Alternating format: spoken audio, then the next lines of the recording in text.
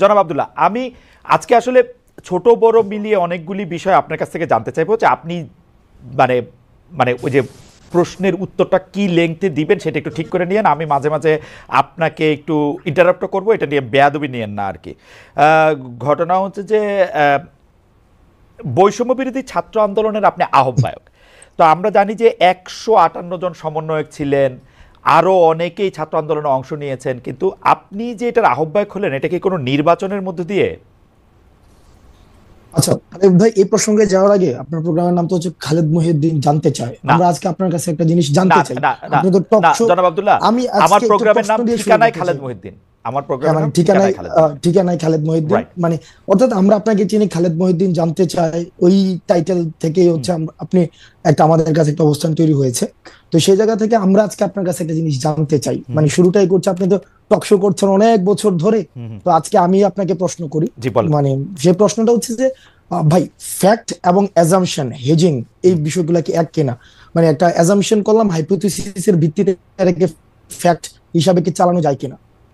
এটা অনেক বড় দার্শনিক কথাও এটাতে বলা যায়। আর যদি আপনি শব্দগত বলেন, আমি সিমেন্টিক, আমি সরল, আপনি যদি সিমেন্টিক ওকে, সিমেন্টিক শব্দগত মানে বুঝতে চান, সিমেন্টিক না, হ্যাঁ হ্যাঁ হ্যাঁ, সিমেন্টিক না, প্র্যাগমেটিক জায়গা থেকে একদম ফ্যাক্ট আর অ্যাজাম্পশন এক না, সরল ফ্যাক্ট আর একটা অ্যাজাম্পশন এক প্রশ্ন। না, তবে ফ্যাক্টের প্র্যাগমেটিক, জায়গায় যাইতে গেলে অনেক সময় ওকে, অ্যাজাম্পশন করতে হয়। ফ্যাক্ট এন্ড অ্যাজাম্পশন ধরে ধরে যাইতে হয়, ফাইন, ওকে ফাইন, যেগুলো হাইপোথিসিস ধরে ধরে যাইতে হয়। তাহলে ফ্যাক্ট এবং অ্যাজাম্পশন যদি এক না হয়ে থাকে, তাহলে আপনি ওই দিন লাস্ট একটা প্রোগ্রামে আমি দেখেছি আপনি বললেন যে আমি সময় টেলিভিশনে 10 জনের একটা লিস্ট ধরাই দিয়ে, মানে আপনার ইয়াটা ছিল 10 জনের একটা লিস্ট ধরাই দিয়ে আমি চলে আসছি। তার মানে আপনি ক্লেম করেছেন without any proper supporting detail claim. আপনি কিন্তু ক্লেম করেছেন যে হাসনাত আব্দুল্লাহ 10 জনের একটা লিস্ট ধরাই দিয়ে চলে আসছে। এখন এটার সাপোর্টিং ডিটেলটা কি? মানে আপনার কাছে কি প্রমাণ আছে এটা? আমি যে 10 জনের আমার কাছে আমি এএফপি রিপোর্টটা পড়েছিলাম, সেখানে আপনি 10 জনের কথা বা 5 জনের কথা বা 8 জনের কথা বা হয়তো 10 জনের কথাই আমার এখন মানে এএফপি রিপোর্টের মধ্যে বলা হয়েছিল যে হাসনাত আব্দুল্লাহ গিয়ে সময় টেলিভিশনের 10 জন সাংবাদিককে চাকরিচ্যুতি করার কথা বলেছেন। আমি তারপরে দেখেছি যে আপনি একটা ফেসবুকে স্ট্যাটাস দিয়েছেন, সেই স্ট্যাটাসের মধ্যে আপনি বলেছেন যে আপনি এর মধ্যে যান নাই, আপনি যাওয়ার পরে 5 জনের চাকরিচ্যুতি করা হয়েছে এবং সেই 5 জনের চাকরিচ্যুতি করার ব্যাপারে আপনি আপত্তি জানিয়েছেন। আমি আবারও বলতে চাই যে আপনি 10 জনের লিস্ট ধরাইছেন কি 5 জনের লিস্ট ধরাইছেন? হ্যাঁ, 5 জনের লিস্ট ধরাইছেন, সেটা আমি বলি। আপনি ওই জায়গা থেকে খালেদ ভাই বক্তব্যটা ভাবে আসে না, আপনার জায়গা থেকে যেভাবে আসছে সেটা হচ্ছে এএফপির বরাতে হাসনাত আব্দুল্লাহ গিয়েছে, ব্যাপারটা এমন ছিল না। বরং আপনার জায়গা থেকে আপনি হচ্ছেন পার্সোনালি ক্লেম করেছেন আমি 10 জনের লিস্ট ধরাই দিয়ে চলে আসছি। এই ঘটনা যেহেতু খালেদ মহিউদ্দিন এক মানুষের ওনার কাছ থেকে এই ধরনের বক্তব্য আসে, যেগুলো হচ্ছে অংশগ্রহণ করেছে, আমাদেরকে ব্যক্তিগতভাবে আহত করি। কারণ এই 10 জনের লিস্ট যদি সময় টেলিভিশন যে ধরনের গুন্ডামি করেছে, এই গুন্ডামির বিরুদ্ধে, এটা সাংবাদিকতা করে না, এক ধরনের গুন্ডামি করেছে, আমরা সেখানে কথা বলতে গিয়েছিলাম ফ্যাক্ট বেসড জার্নালিজম, যেটা যে জার্নালিজমের জন্য আপনারা হচ্ছেন এত বছর ধরে ফাইট করছেন, যে জার্নালিজম আপনারা দেশে থেকে করতে পারেন নাই, আপনারা বিদেশে চলে যাইতে হয়েছিল, সেই জার্নালিজমটা সময় টেলিভিশন এক ধরনের গুন্ডামি করেছে, সেটার বিরুদ্ধে কথা বলতে গিয়েছিলাম। কিন্তু আপনি যেভাবে বললেন যে আমি 10 জনের নামে চলে আসছি, এটা খুব, এটা বাস্তবতা বিবর্জিত একটা তথ্য খালেদ ভাই। এটার কোনো ধরনের বাস্তবতা থেকে আমাদের আপনাদের জায়গা থেকে আপনি তো অবশ্যই প্রশ্ন করবেন, আমি প্রশ্ন উত্তর নিব, আপনার সবগুলো প্রশ্ন উত্তর দিব। সেটা হচ্ছে আমরা প্রত্যাশা করবো আপনাদের জায়গা থেকে যেন বস্তুনিষ্ঠ সাংবাদিকতা, যে সাংবাদিকতার জন্য খালেদ মহিউদ্দিনরা বছরের পর বছর ফাইট করে যাচ্ছে, সেই ধরনের সাংবাদিকতা, ক্ষমতাকে প্রশ্ন করার সাংবাদিকতা অব্যাহত থাকবে। তবে সেটা যেন ক্লিকবেট জার্নালিজম না হয়, যেমন ক্লিকবেট জার্নালিজম, ব্যক্তিগত ক্যারেক্টার অ্যাসাসিনেশন জার্নালিজম যেন না হয়। হাসনাত আপনার কথা কি শেষ? আচ্ছা, আমি একটু দুইটা জিনিস একটু ক্লিয়ার হই। এক হচ্ছে যে আপনি সেইখানে সময় টিভির গুন্ডামি প্রতিরোধ করতে গিয়েছিলেন, রাইট? আমি যদি আপনার কথা ঠিক বুঝে থাকি হাসনাত, আপনি সেখানে সময় টিভির গুন্ডামি প্রতিরোধ করতে গিয়েছিলেন, রাইট? সময় টিভির গুন্ডামি না, দেখেন সময় টিভি, আমি বলেছি সাংবাদিকতা নামে যে ধরনের গুন্ডামি করেছে গত দীর্ঘ একটা সময়, ব্যক্তিগত ক্যারেক্টার অ্যাসাসিনেশন করেছে, আমি একটা করে শব্দ ব্যক্তিগতভাবে ধরে আব্দুল্লাহ, জনাব আব্দুল্লাহ, আপনি অনেক ব্রিলিয়েন্ট, শার্প। আমি একটা করে আসি।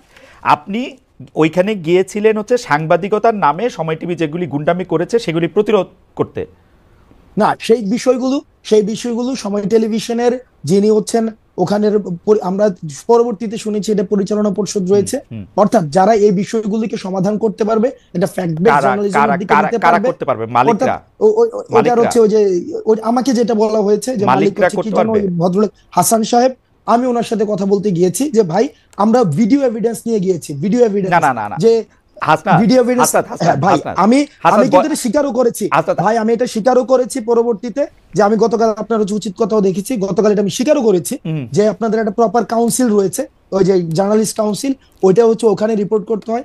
তো যেহেতু এই বিষয়টা আমি জানতাম না, আমি কিন্তু অ্যাকনলেজ করেছি যে এই প্রক্রিয়াতে আমার ভুল হয়েছে।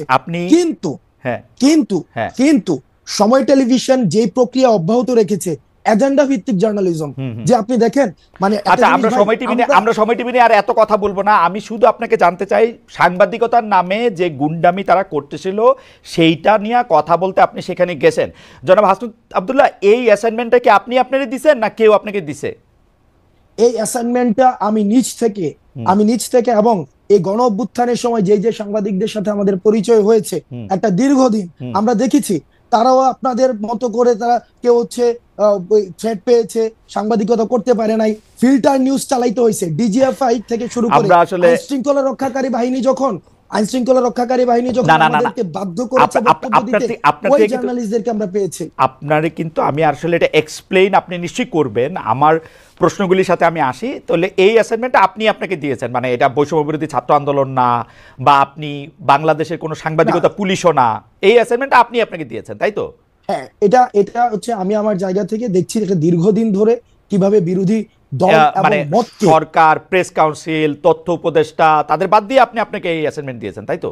তাদের সাথে কথা না বলে না, তাদের সাথে আমি কোনো কথা বলি নাই। এই অ্যাসাইনমেন্টের আপনার সাথে যারা ছিল, যেমন করে দরকার নাই, ফ্যাসিস্ট হাসিনাকে পতন করার জন্য আমরা প্রেস কাউন্সিল, ওই যে তারপর যে উপদেষ্টা, তারপর হচ্ছে ওদের সাথে যেভাবে কথা বলেন নাই সেইভাবেই আপনারা বলেছেন, সেইভাবেই বলেছেন। ধরেন সেইভাবে আর কি কি জায়গায় আপনি যাওয়ার জন্য আগ্রহ বোধ করেন সেটাও আমরা শুনবো, পুরো আলোচনাটাতে যাই।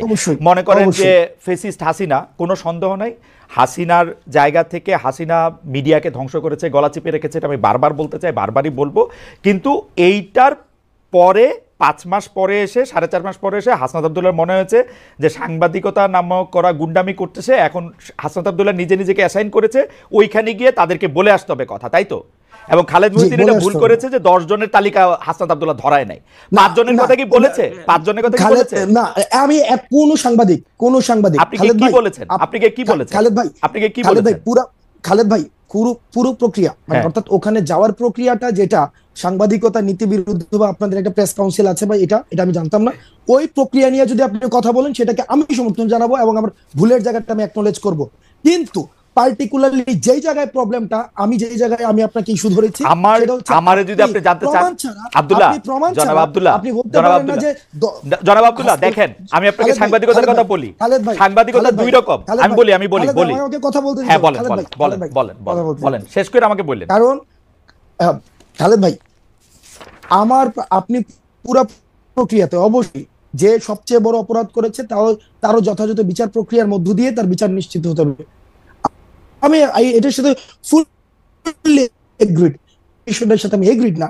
আপনি প্রমাণ ছাড়া আপনি বলেছেন যে 10 জনের লিস্ট হাসনাত আব্দুল্লাহ ধরাই নিয়ে আসছে, আমি একজনের কোনো লিস্ট দেয় নাই। সেখানে হাসান সাহেবের সাথে কথা হয়েছে, সেখানে তারেক জিয়াকে কিভাবে হচ্ছে পার্সোনালি অ্যাটাক করা হয়েছে, 21শে আগস্ট কিভাবে রিপোর্ট করা হয়েছে। আমি আপনার সাথে একমত আব্দুল্লাহ, আমরা অনুষ্ঠানটা আগাই, আমি আপনার সাথে একমত যে 10 জনের লিস্ট আপনি ধরান নাই, আপনি একজনের লিস্টও ধরান নাই, কিন্তু আমি আমার অন মাই ডিফেন্স আমি শুধু বলে রাখতে পারি যে 2 ধরনের সাংবাদিকতা আছে, একটা হচ্ছে সাবজেক্টিভ, একটা হচ্ছে অবজেক্টিভ। আমি যখন আমার মত দেই, এটা আমার মত, এখন আপনি আমার মতরে আপনি চ্যালেঞ্জ করতে পারেন, আমার মততে আপনি আলাদাভাবে জিজ্ঞেস করতে পারেন।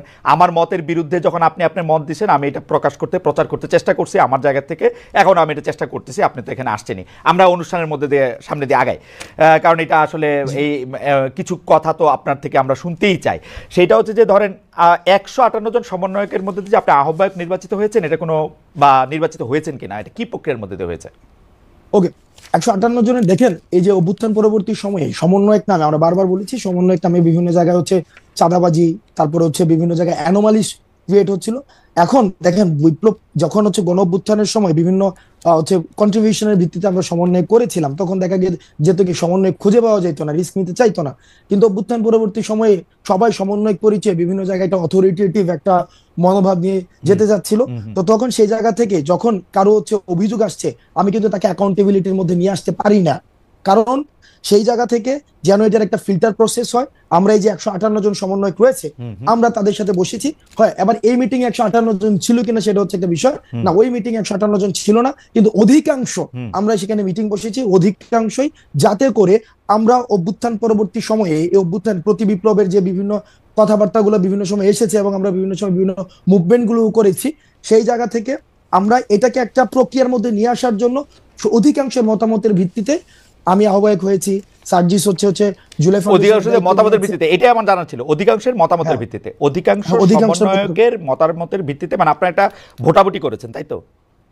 না, ওইটা ভার্বালি, সেটাকে আমরা হচ্ছে প্রথমত আমরা সবাই একসাথে বসেছি, বসে আমরা একটা সিদ্ধান্ত নিয়েছি যে এই যে বিভিন্ন অভিযোগ আসছে, আমার বিরুদ্ধে অভিযোগ আসতে পারে, তখন সেটার অ্যাকাউন্টেবিলিটি প্রক্রিয়াটা কি হবে। ঠিক আছে, মানে এই প্রক্রিয়াটা আমরা বুঝছি, মানে ঘটনাটা হচ্ছে যে আহ্বায়ক পদে অধিকাংশের মানে কি বলে বাচনিক মতামতের ভিত্তিতে লিখিত কোনো কিছু না, আপনি নির্বাচিত হয়েছেন তাই তো? হ্যাঁ, এটা ভার্বাল, বাচনিক, সুন্দর একটা শব্দ, বাচনিক। হ্যাঁ, আপনি নির্বাচিত হয়েছেন। আর কোনো ক্যান্ডিডেট ছিল আহ্বায়ককে? না, আপনিই ছিলেন শুধু? না, আহ্বায়ক ক্যান্ডিডেট বলতে কি ওখানে এরকম হয় না যে 3-4 জন দাঁড়াইছিল আহ্বায়ক পদে, কয়েকজন সদস্য সচিব পদে, বিষয়টা এমন না। বিষয়টা হচ্ছিল এরকম যে কে হইতে পারে, কে হচ্ছে এখন কাকে আমরা দায়িত্বটা দিতে পারি, সেক্ষেত্রে বেশ কয়েকজনের নাম আলোচনায় আসছে। আর আমার নামটা সেক্ষেত্রে অনেকে অপোজ করেছেন, আহসান ভাই হওয়া উচিত না, অনেকে বলেছেন আহসান ভাই, বেশিরভাগ যাই হোক, একটা মানে মোটামুটি একটা কথা, তারপর হচ্ছে যে একটা আলোচনা, একটা বাচনিক সংলাপ, এগুলির মধ্যে এটা হয়েছে। থ্যাংক ইউ, আমার আর কিছু জানা নাই। আচ্ছা, হ্যাঁ, 2 নাম্বার কথা হচ্ছে যে এই যে জুলাই বিপ্লবের ঘোষণাপত্র 31 ডিসেম্বর আপনারা দিবেন, এইটা নিয়ে সিদ্ধান্ত আপনারা কবে নিয়েছিলেন? কেন আমি আপনাকে এই প্রশ্ন করতেছি যে এইটা নিয়ে সরকারের সঙ্গে আপনারা আলোচনা করছিলেন? কারণ আমরা দেখছি যে আপনারা যখনই জুলাই ঘোষণাপত্রের ঘোষণা দিলেন, জুলাই বিপ্লবের ঘোষণাপত্র করবেন, তখন সঙ্গে সঙ্গেই প্রেস সচিব, প্রায় সঙ্গে সঙ্গেই সরকারের প্রেস সচিব বলছে জুলাই বিপ্লব ঘোষণাপত্রের সঙ্গে সরকারের কোনো সম্পর্ক নেই, আপনার নিশ্চয়ই মনে থাকবে। 2 দিন পরে আবার তারা বলছে যে ঘোষণাপত্র বিষয়ে সরকারের মানে এই ঘোষণাপত্র দিবে হচ্ছে সরকার, তাই না? আমরা আপনার কাছে জানতে চাই যে এই আলাপটা আপনারা সরকারের সঙ্গে করছিলেন কিনা, সিদ্ধান্তটা কবে নিলেন যে জুলাই বিপ্লবের একটা ঘোষণাপত্র দিবেন? আমরা একটু আলোচনার স্বার্থে জুলাই বিপ্লবের ঘোষণাপত্র কেন প্রয়োজনীয় সেইটা নিয়ে পরে আলাপ করি। মানে আপনার সিদ্ধান্ত কবে নিলেন এবং সরকারের সঙ্গে আলোচনা করছিলেন কিনা? ওকে, তবে আমি বলার সময় হচ্ছে আমি একটা মানে এই সময় ইন্টারফেয়ার করেন, আমি মানে ইন্টারফেয়ার করলে সেই ক্ষেত্রে বলতে অসুবিধা হয়, মানে আমি জাস্ট অনেকক্ষণ ধরে বলবো না। একটা বিষয় হচ্ছে যে আমরা কখন প্রয়োজনীয়তা বোধ করলাম যে এই যে জুলাই গণঅভ্যুত্থানের একটি ঘোষণাপত্র প্রয়োজন, আমরা তখনই যখন দেখলাম যে মিডিয়াতে একটা আওয়ামী সিম্প্যাথি ক্যাম্পেইন শুরু হয়েছে, খালেদ মহিউদ্দিন ভাইদের মতো মানুষও দেখলাম যে বিচারকে এক পাশ ডিঙিয়ে সেখানে হচ্ছে বা অন্যান্য পুরা একটা সব জায়গায় বুদ্ধিজীবী পাড়ায়, মিডিয়াতে, তারপরে হচ্ছে রাজনীতিবিদদের মধ্যেও দেখেছি যে আওয়ামী পুনর্বাসনের একটা প্রক্রিয়া বা একটা সিম্প্যাথি ক্যাম্পেইন শুরু হয়েছে, এবং এই গণ অভ্যুত্থানকে বিভিন্ন জায়গায় ডিজন করার একটা প্রক্রিয়া আমরা দেখেছি, ইনিশিয়েটিভও দেখেছি। এবং এটা গণ অভ্যুত্থান হয় নাই, সেখানে জাস্ট একটা মানে এমন ভাবে বলা হয়েছিল, আপনি যদি দেখেন ইন্টারন্যাশনাল অনেক মিডিয়াতে ফ্রেজিংটা খেয়াল করবেন, সেখানে বলা হচ্ছে পলিটিক্যাল আপহিভাল। তাহলে political upheaval, political uprising and revolution, এটার ইন্টেন্সিফিকেশনের মধ্যে কিন্তু একটা পার্থক্য রয়েছে। এবং একটা দেখেন, আওয়ামী লীগ দেশ থেকে চলে গিয়েছে, কিন্তু তাদের যে ন্যারেটিভ সেলগুলো রয়েছে, তাদের যে কনস্পিরেসির যে হচ্ছে কম্পার্টমেন্ট গুলো রয়েছে, এখনই কিন্তু সেগুলো অভ্যুত্থান যারা রয়েছে তাদের ইন্ডিভিজুয়ালি ক্যারেক্টার অ্যাসাসিনেশন করা শুরু হয়েছে, এবং বিতর্কিত করার জন্য প্রয়োজনীয় রাষ্ট্রীয় উদ্যোগের বিভিন্ন আয়োজন নেওয়া হচ্ছে। এবং যে স্বপ্ন নিয়ে, যে লক্ষ্য নিয়ে এই জুলাই গণঅভ্যুত্থানটি হয়েছে, একটি বড় একটি সামগ্রিক রাষ্ট্রীয় পরিবর্তনের জন্য, সেই জায়গায় কিন্তু বিঘ্নিত দেওয়া হচ্ছে। সেজন্য আমরা চেয়েছি এটার একটি অ্যাকনোলেজমেন্ট যে এই জুলাই গণঅভ্যুত্থান সকল, আমরা বলছি না যে শুধুমাত্র বৈষম্যবিরোধী ছাত্র আন্দোলন করেছে, নো, বৈষম্যবিরোধী ছাত্র আন্দোলনের নেতৃত্বে সকল ফেসিবাদ সরকারের সাথে আলোচনা করেছিলেন কিনা? সবার না, আমরা সরকারের সাথে আলোচনা করে নাই, ওই সরকারের সাথে আলোচনা করে তো মাঠ থেকে সিদ্ধান্ত হয় নাই। মাঠ আগে সিদ্ধান্ত নেয়, মানুষ আগে মাঠের সিদ্ধান্ত নেয়। মাঠের সিদ্ধান্তটা কে আগে বুঝতে পারলো? জনাব হাসনাত আব্দুল্লাহ আগে বুঝতে পারলেন কিভাবে মাঠের সিদ্ধান্তটা? দেখেন, মাঠের সিদ্ধান্তটা বুঝতে পারলেন যে খালেদ আমরা মহিউদ্দিন দেখেছি, আওয়ামী লীগের পুনর্বাসন করতেছেন, তখন আপনারা সিদ্ধান্ত নিলেন যে না, এখন এটা জুলাই ঘোষণাপত্র না, দরকার। খালেদ মহিউদ্দিন না, না, খালেদ মহিউদ্দিন আওয়ামী লীগের পুনর্বাসন করতেছে না। খালেদ মহিউদ্দিনকে এখানে চলে মেটাফরিক একটা বিষয়, অর্থাৎ বলতে চাচ্ছি যে একটা মিডিয়া পাড়ায় সব জায়গায় সব ক্ষেত্রে মানে সব স্ট্রটাতে আপনি রাষ্ট্রীয় দেখেন স্টেট মেকানিজমের মধ্যে কোনো একটি জায়গায় নির্দিষ্ট একটি জায়গায় দেখেন সেখানে আওয়ামী লীগীকরণ বা এই যে আওয়ামী একটি কাঠামো, এই কাঠামো মুক্ত কিন্তু আমরা করতে পারি নাই। সেটা হচ্ছে আমাদের জন্য দুর্ভাগ্য, এটা আমরা পারি নাই, এটা মেনে নিতে হবে, এটা রিয়েলিটি, আমরা এটা মেনে নিছি। আচ্ছা, সেই জায়গা থেকে আলোচনাটা বড় না করি, জনাব আব্দুল্লাহ, আলোচনাটা বড় না করি। অর্থাৎ সরকারের সঙ্গে আপনারা আলোচনা করেন নাই, আপনারা এটা একটা প্রয়োজনীয়তা বুঝতে পারছেন, যেহেতু আওয়ামী লীগের পুনর্বাসন বা আওয়ামীকরণের জায়গাটা থেকে আপনি এটাকে মুক্ত করতে চাইছেন, তাই তো? তো সরকারের সাথে আলোচনা করেন নাই।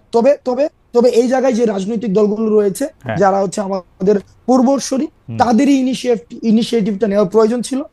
অনেক রাজনৈতিক দল রয়েছে যারা ফেসিবাদের বিরুদ্ধে একটা দীর্ঘ সময় অত্যাচার নির্যাতনের মধ্যে দিয়ে গিয়েছে, বিএনপি ছিল, জামাত ছিল, ওইটা উদ্যোগটা তাদের কাছ থেকে আসা উচিত ছিল। যেহেতু এই উদ্যোগগুলো আসেনি, সেই কারণে আপনারা কবে সিদ্ধান্ত নিলেন যে এটা 31 তারিখে এটা আপনারা দিতে চান? আমরা 24-এ এটা করতে চেয়েছি, কারণ এটা দীর্ঘদিন ধরে আলোচনা। এই সিদ্ধান্তটা কবে নিলেন? 24-এ করবেন, ঠিক আছে, সিদ্ধান্তটা কবে নিলেন? মানে 28 তারিখ, 29 তারিখ, 27 তারিখ, 26 তারিখ, কয় তারিখে? এটা হচ্ছে আমার প্রথম এই জুলাই প্রক্লামেশনে আলোচনা হয়েছিল। প্রথম আলোচনা আজকে থেকে প্রায় 1.5 মাস থেকে 2 মাস আগে আমাদের নিজের মধ্যে আলোচনা হয়েছিল। 1.5 মাস আগে, এরপরে এটা 1.5 মাস আগে এটা হচ্ছে আলোচনা হয়েছিল, তারপরে কিছুদিন আলোচনা হয়নি, এটা নিয়ে আলোচনা হয়নি। পরবর্তীতে 2 উইকস ব্যাক আমরা এটা নিয়ে আবার আলোচনা করেছি।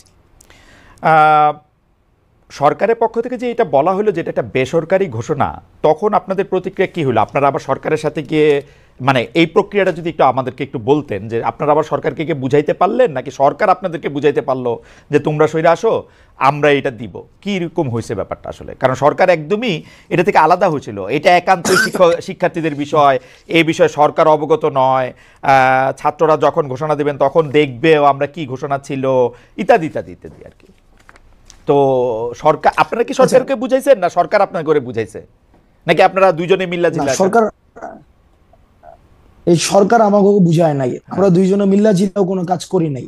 এখানে বিষয়টা হচ্ছে যে আমরা পুরো আন্দোলনে যে আমরা যারা সমন্বয়ক ছিলাম, এখন যারা কাজ করছে, আমরা কি কাজ করেছি? আমরা সেটা হচ্ছে জনগণের ভাষাটাকে আমরা ইন্টারপ্রেট করেছি। জনগণের, দেখেন, মাঠ থেকে 1 দফার যে ঘোষণাটা, সেই ঘোষণাটা শহীদ মিনার থেকে আসার আগেই মানুষের সেই যেই হচ্ছে 1 দফা ঘোষণা করেছে। প্রত্যেকটা কর্মসূচি দেখেন, সেখানে মানুষ হচ্ছে এই কর্মসূচিগুলো আমাদের আগে দিয়েছে, আমরা সেই জায়গাটা সমন্বয় করেছি। ঠিক একইভাবে এই যে প্রক্লামেশন অথবা স্বীকৃতি, এটাকে আমি সহজীকরণ করি, এটাকে language of the common people করি। এই যে এটা গণ অভ্যুত্থানের স্বীকৃতি, এই স্বীকৃতির প্রয়োজনীয়তাটা মানুষ থেকে এসেছে। গভর্নমেন্টকে আমরা প্রথমে ডিজাইন করতে, আপনারা মনে করছেন যে গণ অভ্যুত্থানকে স্বীকৃতি দেওয়া হচ্ছে না, এটা কি আপনাদের মনে হচ্ছে? হ্যাঁ, আমরা বিভিন্ন জায়গায় বিভিন্ন ঘোষণাপত্রের পরে এটা দেওয়া হবে এরকম আপনাদের মনে হচ্ছে? না, ঘোষণাপত্রে দেওয়া হবে ব্যাপারটা হচ্ছে কি, আমরা যখন দেখছি সব জায়গা থেকে এটাকে ডিজাইন করার একটা জনাব আব্দুল্লাহ একটু করে আলাদা করি, যে যেমন ধরেন ঘোষণাপত্রের প্রয়োজন হচ্ছে কারণ গণ অভ্যুত্থানের স্বীকৃতিটা আমরা পাইতেছি না, তাহলে ঘোষণাপত্র এখন দিতে হবে। তো ঘোষণাপত্র দেওয়ার পরে গণ অভ্যুত্থানের স্বীকৃতিটা পাওয়া যাবে বলে আপনারা মনে করছেন, তাই তো? তাই হওয়া উচিত না লজিক্যালি? না, গণ অভ্যুত্থানের স্বীকৃতি এটা হচ্ছে প্রাতিষ্ঠানিক স্বীকৃতি, যেটাকে আমরা সরকার এটাকে ডিজাইন করলো কেন? সরকার এটাকে ডিজাইন করলো কেন? না, মানে ইনিশিয়ালি দেখলাম যে প্রাইভেট ইনিশিয়েটিভ কিছু একটা বলেছে, এই জায়গায় তারা তাদের জায়গা থেকে বক্তব্য দিতে পারে। আমরা তো মিল্লা জিল্লা, আপনি যেটা বললেন যে মিল্লা জিল্লা, আপনার খালেদ ভালো লাগে, আপনার মাঝে মাঝে যে গতকালের প্রোগ্রামে দেখেছি আপনার যে ডায়ালেক্টিক্সটাকে খুব মানে পাবলিক এনগেজ করে, আই অ্যাপ্রিশিয়েট ইট। আমরা এটা ফরওয়ার্ড করি না, আমাদের এই যে ধরেন তাহলে সরকার এটাকে মনে করছে আপনাদের বক্তব্য আসলে ঠিক না, তাই তো? নাকি সরকার যদি ইনিশিয়ালি যদি সরকার সেটা ভেবেও থাকে, সেই জিনিসটাকে আমরা আমাদের জায়গা থেকে আমরা চেষ্টা করেছি, আমরা আমাদের জায়গা থেকে সরকারকে লাইনে রাখতে, সরকারকে লাইনে রাখতে, এবং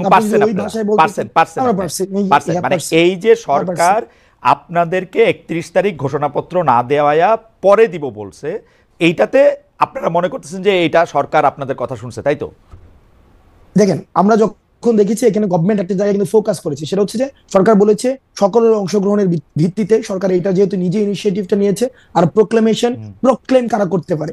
প্রক্লেম হচ্ছে আমরা বারবার চেয়েছি আমরা যে এটা স্টেট পর্যায় থেকে যেন সেটাকে লিগ্যালি এন্ডোর্স করা হয়। তো লিগ্যালি এন্ডোর্স করার জায়গা থেকে ঐক্যমত কই জিনিসটা তো দাবি তো আসলে মাঠ থেকে, এখানে আবার স্টেট করতে আসলো। আমরা দেখেন আমরা বারবার আমরা যে জায়গাটা হচ্ছে চেষ্টা করছি এখনো পর্যন্ত আমরা ইউনিটিকে আমরা ফোকাস করছি সবকিছুতে, যাতে করে এই গণঅভ্যুত্থানের প্রত্যেকটি অংশীদার এই গণঅভ্যুত্থানে যারা অংশগ্রহণ করেছে সবারই অ্যাকনলেজমেন্ট।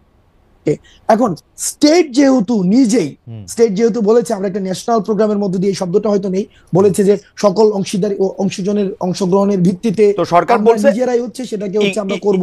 একটু করে বলি সরকার যেহেতু বলছে যে এখন একটু করে করবো, সবার সাথে অংশগ্রহণ করে করবে, তখন আপনারা বলছেন যে ঠিক আছে, আপনারা সরকারকে বুঝাইতে সক্ষম হয়েছেন যে আপনারা কি চান, তাই তো ঠিক আছে। তাইলে আপনাদের মনে ওই শঙ্কা নাই? আমি একটু করে বুঝাই।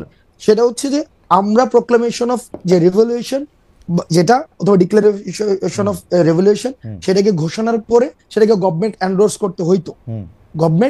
করতে হইতো, কনস্টিটিউশনাল অ্যাকোমোডেশন প্রয়োজন ছিল। এখন গভর্নমেন্ট যেহেতু নিজেই আমরা ঘোষণা করার পূর্বেই একটা ইনিশিয়েটিভ নিচ্ছে, তার মানে হচ্ছে প্যাসিভলি সে এই প্রোক্লামেশন অফ রেভলিউশনকে সে এন্ডোর্স করছে। তো যেহেতুই করছে, সুতরাং আমাদের অবজেক্টিভ যেহেতু এক হয়েছে, সুতরাং সেই ক্ষেত্রে পরবর্তী সিদ্ধান্তকে তো আমরা বিরোধিতা জানানোর কোনো ফ্যান্টাস্টিক, কোনো অসুবিধা নাই আমার। আপনি একটু করে বুঝায়েন আমারে, আপনার থেকে অনেক কিছু শিক্ষা গ্রহণ করার আছে আমার, মানে it's like lesson to me. আমি আপনাকে বলি, আপনারা যে প্রোক্লামেশনটা বানাইছেন এটা সরকারের দিবেন, বিভিন্ন পলিটিক্যাল পার্টির অলরেডি দিবেন, তাই তো? না প্রোক্লামেশন বানানো হয় নাই। না প্রোক্লামেশন না, দেখেন প্রোক্লামেশন বানায়া সবাইকে দেওয়া হয় নাই, যে প্রোক্লামেশন ফাইনাল করে সবাইকে দেওয়া হয়েছে। ফাইনাল না, একটা ড্রাফট কি করছেন কিনা? ড্রাফট করছেন কিনা? একটা ড্রাফট ছিল এবং ড্রাফটটাকে সবাইকে পাঠানো হয়েছে, যে ওটা ওপেন মানে ব্যাপারটা কি এরকম জনাব আব্দুল্লাহ, যে ব্যাপারটা কি এরকম যে আপনারা একটা ড্রাফট করে পাঠাইছেন?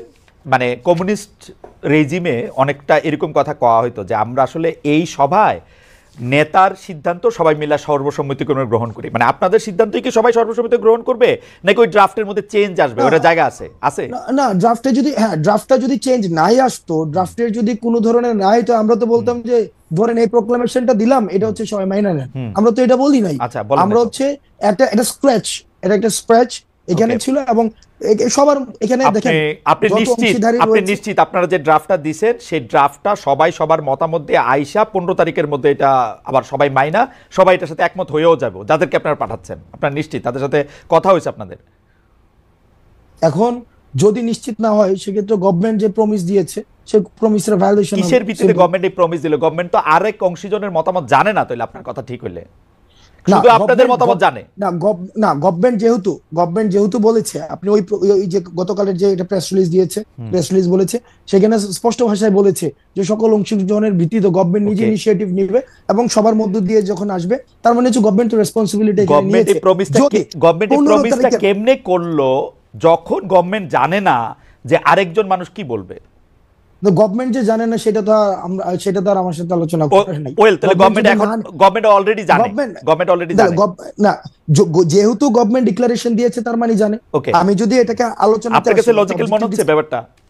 অবজেক্টিভ ডিসকাশনে যদি আসে গভর্নমেন্ট, দেখেন আপনি 15 তারিখের পরে যদি প্রোক্লেমেশন না হয়, তাইলে কি হবে সেটা নিয়ে আপনি আলোচনা করতেছেন, আর আমি আলোচনা করতেছি না 15 তারিখের পরে না। কিন্তু এই যে জনাব আব্দুল্লাহ, আমি আলোচনা করতেছি এই প্রোক্লেমেশনটা কিসের ভিত্তিতে বা কেমনে কইরা, প্রক্রিয়াটা কি, সবার মতামত কেমনে আসবে?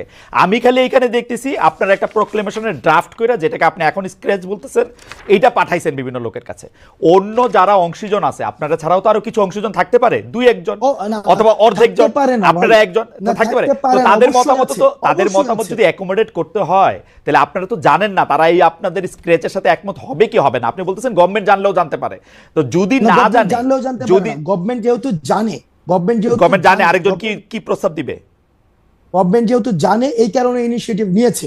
এখন আপনার যদি মনে হয় যদি 15 তারিখের পরে যদি বা হচ্ছে একটা আমরা আমাদের জায়গা থেকে 15 তারিখে আজকে বলেছি যেটা ওকে একদম দীর্ঘকাল আমরা আমরা আমাদের জায়গা থেকে আজকে বলেছি 15 তারিখের মধ্যে হইতে হবে, কিন্তু এটা দীর্ঘকাল, এটা অনন্ত অসীম সময় ধরে তো এটা হওয়া সম্ভব না। তো ওকে সেই জায়গা থেকে আমরা আমাদের জায়গা থেকে 15 তারিখ বলেছি। গভর্নমেন্ট যদি সেটাকে ভায়োলেট করে, গভর্নমেন্ট যদি একটা সময় বলে যে না রাজনৈতিক দলগুলো ঐক্যমত্য হয় নাই, সেটা হয় নাই, তো সেই ওকে জায়গা থেকে বা এই পার্টি অ্যাকোমোডেট মানে যদি বুঝতে গভর্নমেন্ট পারছি। যদি বলে যে এই এই রাজনৈতিক দল এই এই অংশীজন আমার বা মনে এই হয় যে আমার মনে হয় যে মানে নাই, তখন সেটা আমার মনে হয় যে হাসান আপনি একটু মানে প্রক্রিয়াটার ব্যাপারে পরে নিশ্চয়ই আরো ক্লিয়ার করবেন। এখন তো এটা মাত্রই আজকে 31 তারিখ, আপনি নিশ্চয়ই 1, 2, না 3 ভাই, তারিখে আরো বেশি করে দেখবেন আর কি। এটা তো ক্লিয়ার ভাই, এটা তো না ক্লিয়ার না গভর্নমেন্ট। প্রক্রিয়াটা যে এটা কেমনে স্টেক হোল্ডারদের কাছে কি মতামত না হবে, কোন বিষয়গুলোর উপর জোর দেওয়া হবে, এটাকে ডায়লগ ভিত্তিক মতামত নেওয়া হবে, মানে সবগুলি পক্ষ কিভাবে এক জায়গায় আসবে, নিশ্চয়ই সেটা একটা চলে গেছে প্রক্রিয়া মনে আছে। হয়। নিশ্চয়ই সেটা একটা প্রক্রিয়া আছে, সেই প্রক্রিয়াটা নিশ্চয়ই আপনারা ফাইনাল করবেন, আমার অসুবিধা নাই, আপনারা ফাইনাল করেন আরও, কারণ এটা তো মাত্রই আপনারা জিনিসটা সামনে আসলো। হাওয়েভার আপনি অনুমতি দিলে আমি একটু পরের প্রশ্নে যাইতে পারি। পরের প্রশ্নের জি মধ্যে প্লিজ। থেকে বা পরের বিষয় যদি বলি যে মানে প্রশ্নটা এরকম করতে পারি যে আপনি নিজেকে যথেষ্ট, মানে এই প্রশ্নটার একটু লেয়ার আছে, এটার প্রথম প্রশ্নটা একটু করে নেই, আপনি নিজেকে যথেষ্ট দেশপ্রেমিক শক্তি মনে করেন কিনা, দেশপ্রেমিক মনে করেন কিনা?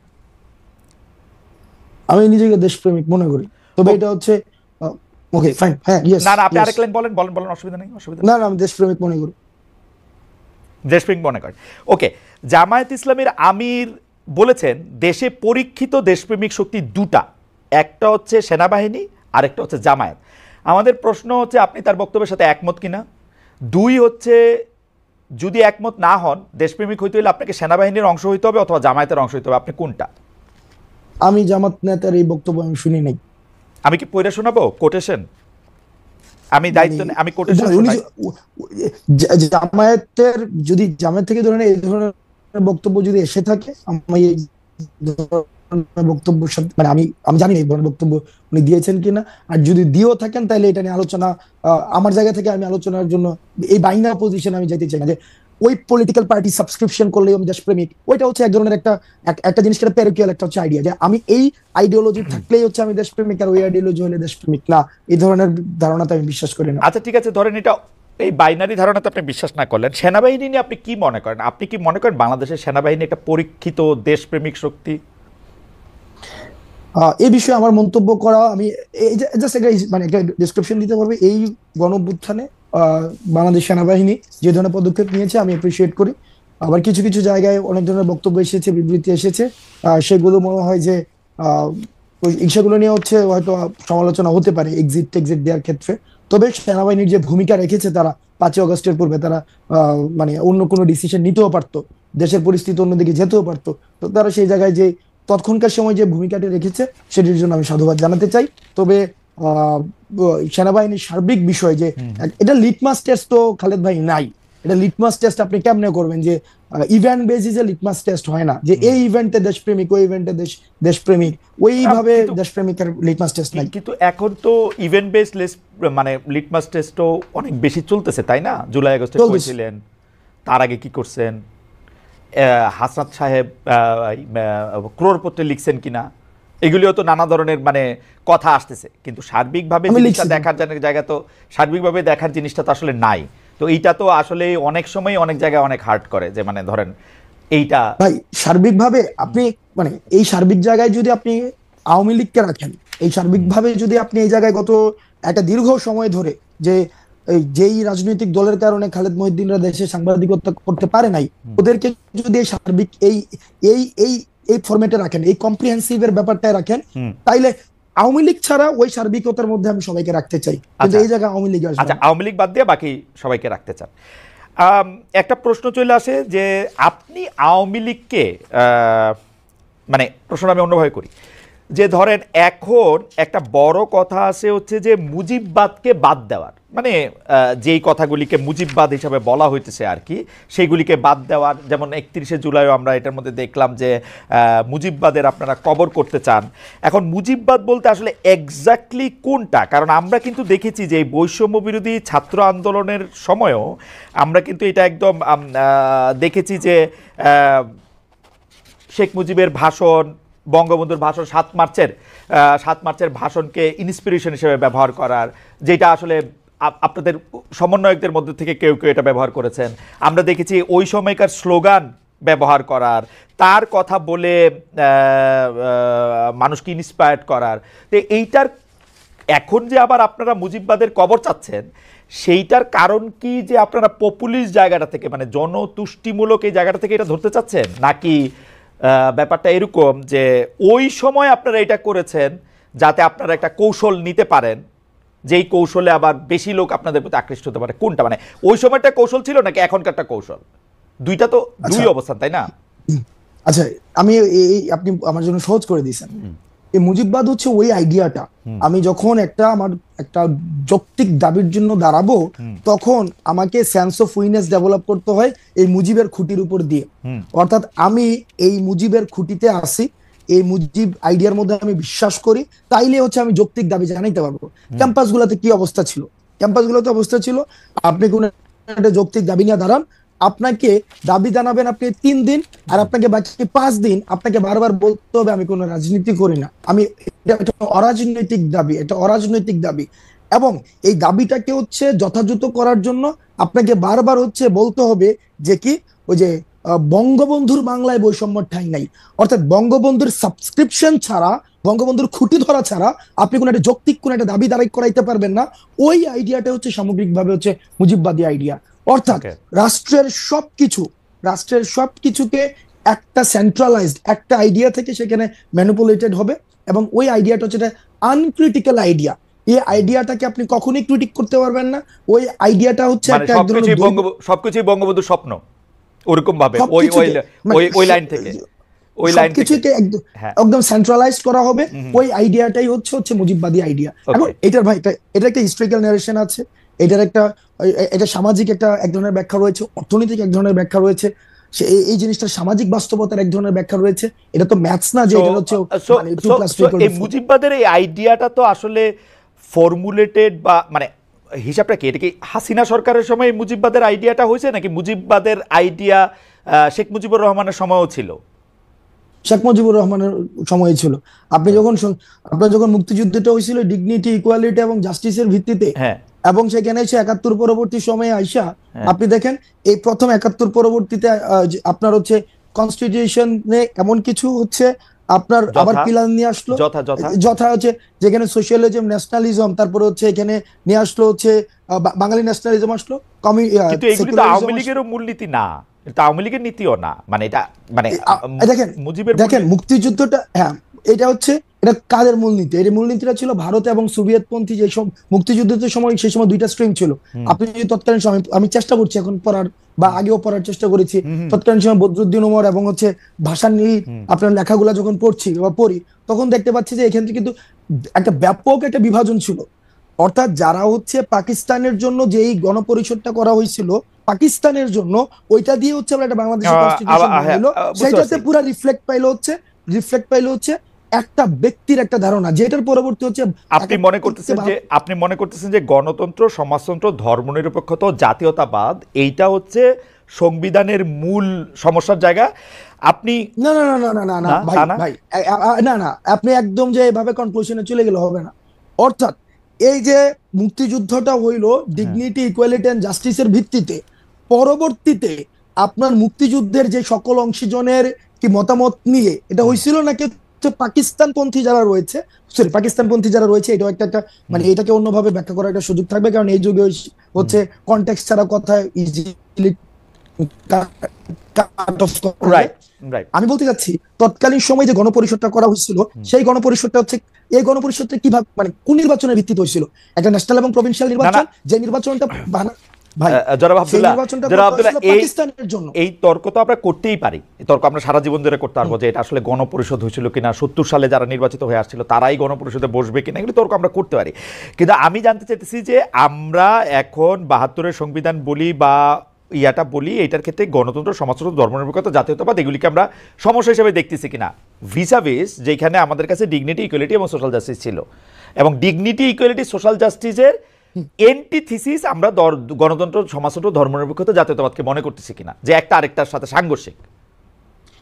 না এন্টিথিসিস না, এখানে কন্ট্রাডিকশন আছে। কন্ট্রাডিকশন আছে, হ্যাঁ কন্ট্রাডিকশনটা একটু বলেন, কন্ট্রাডিকশনটা একটু বুঝি, কন্ট্রাডিকশনটা একটু এখানে বুঝি। দেখেন একদম পুরাটাকে হচ্ছে বাঙালি জাতীয়তাবাদ বানাই ফেলছে, এখন সবগুলাকে একসাথে হচ্ছে একটা প্যাকেটে নিয়ে আসছে। এখন পুরা এই জায়গায় আপনি দেখবেন যে ওইখানে গণপরিষদ থেকে তখন কিন্তু ফ্যান্টাস্টিক, যতীন্দ্র নারায়ণ লারমা কিন্তু তখন উনি অনির্দিষ্টকালের জন্য হচ্ছে গণপরিষদ না ফ্যান্টাস্টিক। তাহলে এই একটা স্পেসিফিক সমস্যা পাওয়া গেল যে জাতীয়তাবাদটা এরকম বাঙালি এরকম হইতে পারবে না, তাই তো? দেখেন না সমস্যা না, এখানে আপনার প্রত্যেকটা স্টেক হোল্ডারের অ্যাকনোলেজমেন্ট প্রয়োজন। আপনার যে জায়গায় সমাজতন্ত্র আছে সেই জায়গায় আবার আপনার এখানে ধর্মনিরপেক্ষতার যে আলাপটা, আপনার এখানে একটা ধর্মনিরপেক্ষতার আলাপ তো যুদ্ধের সময় ছিল না। এখন আমাকে আবার এখানে বলা হইতেছে হাসনাত আব্দুল্লাহ আজকে ক্যাপশন যাবে যে এ ধর্মনিরপেক্ষতার বিপক্ষে। এটা এই ধরনের একটা ছোট 2 লাইনের 4 লাইনের আলাপ আলোচনা দিয়ে সম্ভব না। সংবিধান বিশেষজ্ঞ যারা না না রয়েছে, না না আমরা ঠিক আছে, দেখেছি যে এটা আমি আসাদ বুঝতে পারছি, স্যারের এটা আমি বুঝতে পারছি যে আমরা একটু মুভ অন করি। তার মানে আপনি বলতে চাইতেছেন যে ধর্মনিরপেক্ষতার আলাপটা আলাদা, কিন্তু সংবিধানে ধর্মনিরপেক্ষতা রাখা দরকার ছিল না, এটা রাখা হয়েছে, তাই কি? রাখা হয়েছে এবং এটাকে এখন বাদ দেওয়া এটা কিভাবে আসছে, এটাকে কি এখন বাদ দেওয়া দরকার মনে করতেছেন আপনি? আবার ভাই ভাই না না নাকি এটা নিয়ে আপনি আলাপই চান না? আমি বুঝি না, কিন্তু এটা নিয়ে নাকি আপনি আলাপই চান না? না না আমি আলাপ চাই, আলাপ চাই, তবে সে হ্যাঁ অবশ্যই আলাপ চাই, সেটা আলাপ হওয়া উচিত। কিন্তু এটাকে যদি আপনি এভাবে বলতে চান, হাসনাত আব্দুল্লাহ এটা চাইছে যে সংবিধান হচ্ছে ধর্মনিরপেক্ষতা। আরে ভাই, হাসনাত আব্দুল্লাহ চাইছে সেটা বলবো কেন? আমি আলাপটা বোঝার জন্য, আমি আলাপটা বোঝার জন্য আলাপটা হচ্ছে যে মুক্তিযুদ্ধটা যেভাবে হয়েছিল, মুক্তিযুদ্ধটা যেই অবজেক্টিভ সামনে রেখে হয়েছিল, পরবর্তীতে 72-এর যে সংবিধানটা হয়েছিল, এই মুক্তিযুদ্ধের গণ আকাঙ্ক্ষার প্রতিফলনটা এই সংবিধানটাই হয় নাই, আওয়ামী লীগের আকাঙ্ক্ষার প্রতি। আওয়ামী লীগের আকাঙ্ক্ষা জাতীয়তাবাদ, আমি একটু কয়ে রাখি, আমার জীবনেও মনে হয় না আওয়ামী লীগের আকাঙ্ক্ষা জাতীয়তাবাদ, আমার জীবনেও মনে হয় না আওয়ামী লীগের আকাঙ্ক্ষা ধর্মনিরপেক্ষতা। কারণ আওয়ামী লীগ ধর্মরে পুঁজি কইরা সবচেয়ে বেশি বাংলাদেশে অন্যায় করছে। আপনি খোঁজ নিয়ে দেখেন গত 15 বছরে সে যাদেরকে দুর্বল পাইছে, সে ধর্মীয় সংখ্যালঘু হোক, পাহাড়ি সংখ্যালঘু হোক, এই মানে অন্যভাবে সংখ্যালঘু হোক, যেমনে পারছে আওয়ামী লীগের অত্যাচারগুলি করছে। সুতরাং আওয়ামী লীগের আমার কখনোই ধর্মনিরপেক্ষ মনে হয় নাই, কখনো জাতীয়তাবাদী মনে হয় নাই, কখনো গণতন্ত্রী মনে হয় নাই। গণতন্ত্র মনে হইলে সে কোনোদিন ভোট লয়ে এরম করতে পারতো না, আমরা এটার মধ্যে এটা দেখছি। কখনো তাদেরকে সমাজতন্ত্রী মনে হয় না, সমাজতন্ত্রী হইলে বাংলাদেশে এতগুলি ঋণ খেলাপি হইতো না, এতগুলি অলিগার্ক সৃষ্টি হইতো না। আওয়ামী লীগ এই সংবিধানের 4 মূলনীতির একটাও মানে নাই, এটা হলো আমার ছোট্ট 2 পয়সার মধ্যে। কনস্টিটিউশন তার মানে এটা তো কনস্টিটিউশন তো তাহলে কমপ্লিটলি ফেল করছে। না না আওয়ামী লীগ যা যা কিছু করছে, শুনেন হাসনাত, আমার মতটা হলো আওয়ামী লীগ যদি আপনারা কনস্টিটিউশন ভঙ্গ করছেন এই কারণে আপনাদের শাস্তি দিবে, এই একটা স্বপ্নের জায়গায় থাকে, আমি বলবো বাংলাদেশে কোনোদিন ন্যায় বিচার প্রতিষ্ঠিত হইলে বাংলাদেশের সংবিধানের মূলনীতি ধ্বংস করার জন্য আওয়ামী লীগের বিচার সবচেয়ে আগে করা উচিত, এই এক্সিস্টিং মূলনীতি ধ্বংস করার জন্য। গণতন্ত্র, সমাজতন্ত্র, ধর্মনিরপেক্ষতা, জাতীয়তাবাদ একটাও সে মানে নাই, আমি এটা গ্যারান্টি দিয়ে করতে পারি, একটাও মানে নাই। এটা অসংখ্য উদাহরণ দেওয়া যাবে, আমি ঘটনা লম্বা করছি না, ঘটনা লম্বা করছি না, কিন্তু আপনারা যে সংবিধানটা করা হয়েছে সংবিধানের মূলনীতির ভিত্তিতে করা হয়েছে, এটা কোনোদিনও বাস্তবায়ন করা হয় নাই। এটা আওয়ামী লীগ নিজেই খর্ব করছে। না আওয়ামী লীগ খর্ব করছে না, আওয়ামী লীগ খর্ব করছে না। আমি শেখ হাসিনার আমলটায় আমি সাংবাদিকতা করি, আমি 15 বছরে কইতেছি আওয়ামী লীগ এটা হত্যা করছে। সুতরাং সংবিধানের দোষ আমি দেই না, সংবিধানের দোষ আমি দেই না। আমার কাছে মনে হয় সংবিধানে যাই থাক এটা এরকমই হয়েছিল। আপনারা কি করবেন সেটা নিয়ে আমি আসি, আপনাদের বক্তব্যে আসি। আওয়ামী লীগের কথা কয়ে লাভ নেই আমার এখন। আমি কি জানি বলে আপনারা জানেন যে আপনি আসবেন, সেই জন্য আমরা একটা পোল করি, সেই পোলের মধ্যে আমরা দিছিলাম জুলাই ঘোষণাপত্রের মাধ্যমে আওয়ামী লীগকে অপ্রাসঙ্গিক করা হবে বলেছেন বৈষম্য বিরোধী ছাত্র আন্দোলনের আহ্বায়ক হাসনাত আব্দুল্লাহ। এ বাস্তবায়ন করা সম্ভব হবে কিনা সেটা বলেছেন শতকরা 50% সম্ভব হবে, শতকরা 50% বলেছেন সম্ভব হবে না। খুবই বিচিত্র, আমার এই জীবনে আমি প্রথম কোনো একটা মানে জরিপ এরকম টাই হইতে দেখলাম। আচ্ছা, হাওয়েভার আমি একটু হাসনাত আব্দুল্লাহ আপনার কাছে আসি। আপনি তো অনেকগুলি জায়গায় যান, কখনো কখনো নিজেকে অ্যাসাইনমেন্ট দেন, কখনো কখনো অন্যরা আপনাকে যাইতে বলে। আপনি দেখি যে আপনি অনেক প্রবলেম শোনেন, কিছু কিছু প্রবলেম আপনি সলভও করতে চেষ্টা করেন, কেমনে করেন আমি জানি না। এইটা নিশ্চয়ই কোনো না কোনো একটা জায়গা আপনার আছে যে এখান থেকে আপনি প্রবলেম সলভও করেন। আপনি আমাকে একটা সরলভাবে বলতে পারেন যে আপনার আসলে জনগণের সাথে সম্পৃক্ততাটা আপনি কীরকম দেখেন বৈষম্য বিরোধী ছাত্র আন্দোলনের? তারা কি আপনাদের সাথে খুব সম্পৃক্ত? জনগণ আমাদের সাথে এখন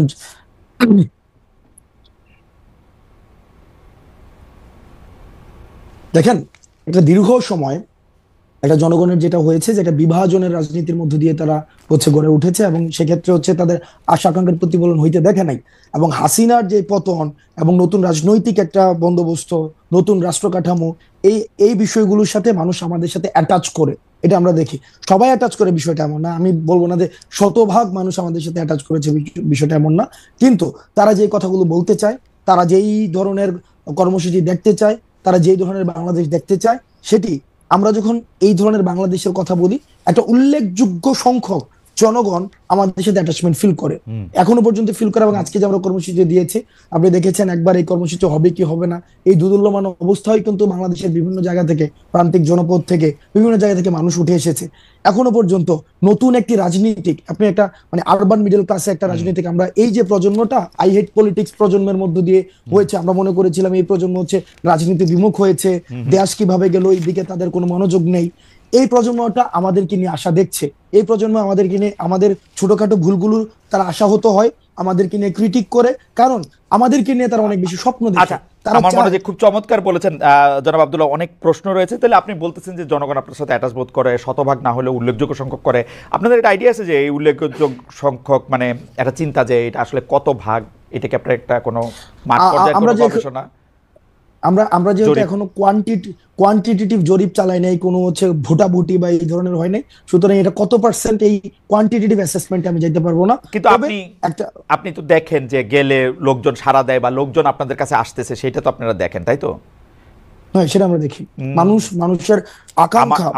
আমার এই প্রশ্নটার মধ্যে আসলে কতগুলি ভাগ রয়েছে। যদি এইটা দেখেন আপনারা, এবং এইটা তো কেউ কোনোদিন অস্বীকার করবে না, আমরা জার্মানিতে ছিলাম, পুরো জুলাই মাসটা আমরা দেখেছি যে আপনাদের ডাকে আপনারা প্রথমে কোটা আন্দোলন করতেছিলেন, তারপরে যখন এটা একদফা আন্দোলনের মধ্যে গেল, নতুন রাজনৈতিক বন্দোবস্তের কথা আপনারা বললেন, সেইটা 3 তারিখে আপনারা বললো, তার আগেও এক দফার আপনাদের পেছনেই, মানে আমি যেটা বলি যে আপনারা এটার উপকার পুরো বাংলাদেশ এসে আপনাদের পিছনে দাঁড়িয়েছিল এবং সবাই আসলে বলা বলি করতেছিল। প্রফেসর ইউনূস পর্যন্ত বলেছেন এই ছাত্ররাই আমাকে নিয়ে এসছে এবং তারাই আমাদেরকে আসলে ক্ষমতায় বসিয়েছে, ছাত্র মানে একদম স্পেসিফিকলি বসেছেন। যদি ওই ব্যাপারটা ঠিক হয়, বা ঠিক তো বটেই, মানে ওই ব্যাপারটা ঠিক হয়, আমি যদি দিয়ে বলতে চাই না, ওই ব্যাপারটা তো ঠিক বটেই, সময়টা যেহেতু পেরিয়েছে, তাহলে আপনার কাছে কি মনে হয় না যে বাংলাদেশের বেশিরভাগ মানুষ আপনাদেরকে আসলে সমর্থন করেন, আপনাদেরকে চান যে তারা নতুন রাজনৈতিক আলোতে দেখতে? আমরা তো এটা বিশ্বাস করি, বাংলাদেশের এই জন্যই তো বলছি উল্লেখযোগ্য সংখ্যক মানুষ এখনো পর্যন্ত চায়, যারা অতীতের কনভেনশনাল পলিটিক্সে তারা আশাহত হয়েছে বিভিন্ন সময়, বিভিন্ন স্তরে স্তরে, তো তাদের যে আশা আকাঙ্ক্ষা গুলো গড়ে উঠছে, যতদিন পর্যন্ত আমরা তবে এটা ঠিক, যতদিন পর্যন্ত আমরা তাদের আশা আকাঙ্ক্ষার কথা বলতে পারবো, মানুষের আশা আকাঙ্ক্ষার কথা বলতে পারবো, আপনারা তো তাদের আশা আকাঙ্ক্ষার কথা বলতেছেনই, সেই জন্য হচ্ছে আপনাদের কাছে এই অভিযোগগুলো আসছে, তাই তো? জি, সেই জন্যই।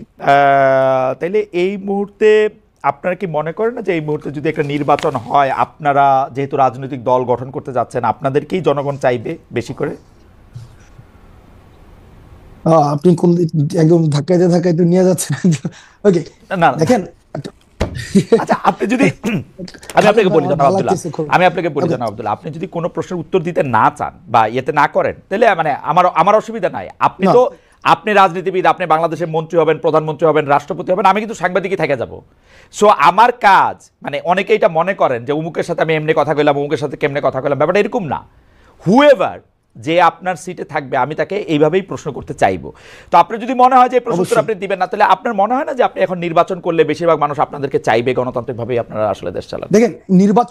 দেখেন, আমি এই প্রশ্নের মানে একদম যে কনক্লুসিভ কোনো উত্তর দিচ্ছি না, বাট আমার যেটা ধারণা, আপনি বলেছেন যে রাজনীতিবিদ, আমরা হচ্ছে এই জায়গায় মানে একটা হচ্ছে অভ্যুত্থান কেন্দ্রিক একটা রাজনীতি বা অভ্যুত্থান কেন্দ্রিক একটা বিষয়, আর একটা হচ্ছে যে পরবর্তীতে ভোট কেন্দ্রিক যে পলিটিক্স, এই দুইটা ডাইমেনশনের পার্থক্য রয়েছে।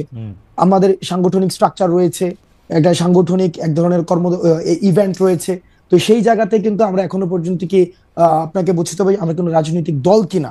রাজনৈতিক দল হলে সেটা সাংগঠনিক স্ট্রাকচার থাকবে, সাংগঠনিক ম্যানিফেস্টো থাকবে, সেটা ভিশন থাকবে, অ্যাসপাইরেশন থাকবে, মানুষ সেটাকে অ্যাটাচ করতে হবে, তখন হচ্ছে এই যে নির্বাচনে আমরা আসবো কি আসবো না সেই আলাপটা আসবে।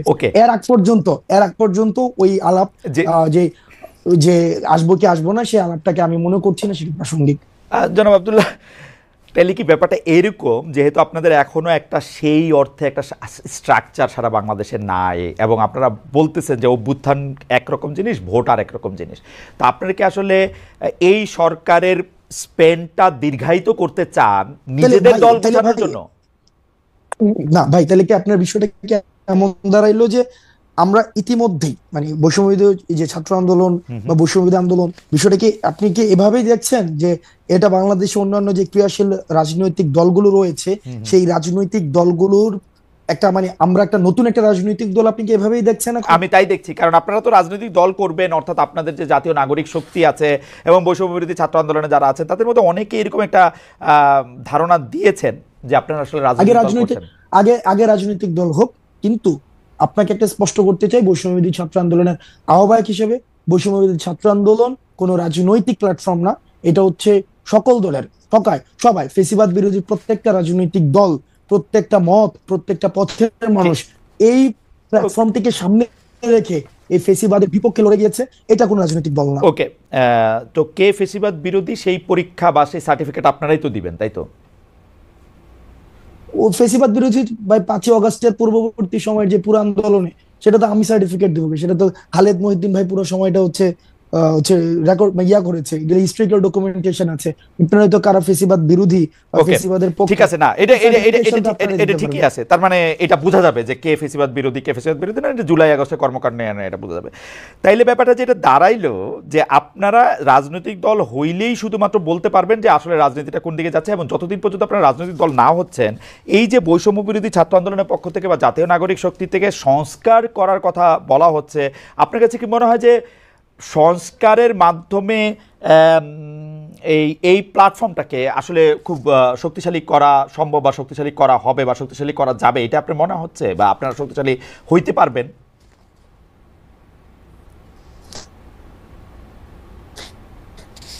জানাব হাসনাত, এই প্ল্যাটফর্মকে আরো প্ল্যাটফর্মটা অলরেডি শক্তিশালী, কারণ এই প্ল্যাটফর্মটা হচ্ছে আমাকে শুনতে পাচ্ছেন? স্পষ্ট স্পষ্ট, হ্যাঁ। Am I properly audible? স্পষ্ট স্পষ্ট, হ্যাঁ স্পষ্ট স্পষ্ট, হ্যাঁ বলেন। Okay fine fine. এই প্ল্যাটফর্মকে ওকে ফাইন, এই প্ল্যাটফর্মকে আর শক্তিশালী করার কিছুই নেই, কারণ এই প্ল্যাটফর্ম অলরেডি শক্তিশালী। এই প্ল্যাটফর্ম শক্তিশালী হয়েছে বলেই হচ্ছে আমরা একটা, আপনার ভাষায় যারা হচ্ছে সংবিধানকে হত্যা করেছে, যারা হচ্ছে যার ফাঁসি হওয়া উচিত এই হত্যার জন্য, আমরা তাদেরকে পতন করতে পেরেছি। এবং এই প্ল্যাটফর্মটা হচ্ছে সকল, আমি আবারও বলছি, ফেসিবাদ বিরোধী প্রত্যেকটি রাজনৈতিক দলের প্রত্যেকটি সবার অংশগ্রহণ ছিল, আমরা সেটাকে কোঅর্ডিনেট করেছি।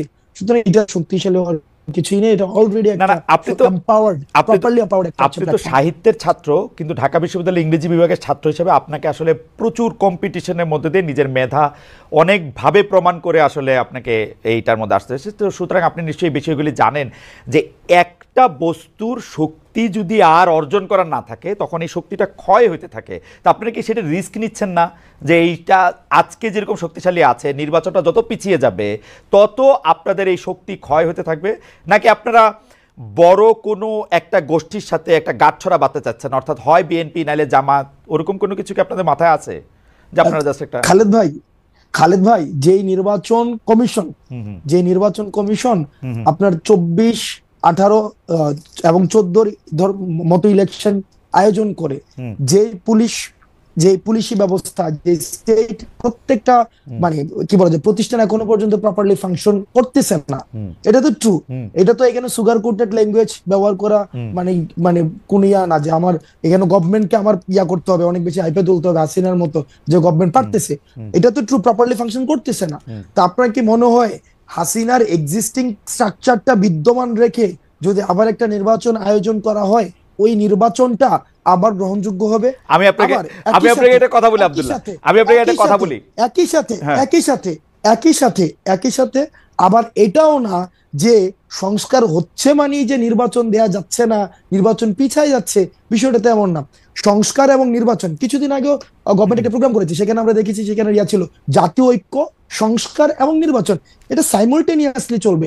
এটা নিয়ে তো হচ্ছে কোন ইয়া না, ব্যাপারটা এমন না ভাই। ওকে, আমি খালি মাঝখানে একটা কথা কই, এই যে এই কথা বলা হয় যে শেখ হাসিনার লোকজন এগুলি রয়ে গেছে ওইখানে, আমি আপনার গ্যারান্টি দিয়ে বলতে পারি শেখ হাসিনার প্রধানমন্ত্রীর চেয়ারটা যেদিন ছাইড়া দিছে সেদিন আওয়ামী লীগের ফেট লেখা হয়ে গেছে। আওয়ামী লীগ হচ্ছে বাংলাদেশের হিস্ট্রি হয়ে গেছে। শেখ হাসিনা ওইটা খুব ভালো করে জানতো বলেই হিস্ট্রি হয়ে গেছে বলতে আপনি তাহলে একটা চলেন আমরা কনক্লুশনে যাই, মানে হিস্ট্রি হয়ে গেছে না, আমার বলতে দেন। জানতো বলেই বাংলাদেশের ইলেকশনে শেখ হাসিনার পক্ষে আর ম্যানিপুলেশন করা সম্ভব না।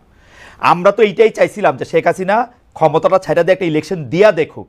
এত বড় বড় আওয়ামী লীগের কথা বলে, এটা ইলেকশন ক্ষমতা ছেড়ে একটা ইলেকশন দেখ, চেয়ার থেকে নামে একটা ইলেকশন দেখ। শেখ হাসিনা এখন চেয়ারে নাই বইলেই আমি এটা গ্যারান্টি দিতে পারি যে বাংলাদেশের ইলেকশনে যদি সরকার না চায়, অর্থাৎ হাসনাত আব্দুল্লাহ গিয়ে সরকারকে বুঝায় আসবে যে ভাই আমরা নির্বাচন করতেছি, তোমরা আমাদের কিছু বলবা না। সরকার না চাইলে নির্বাচন ম্যানিপুলেটেড করা সম্ভব না।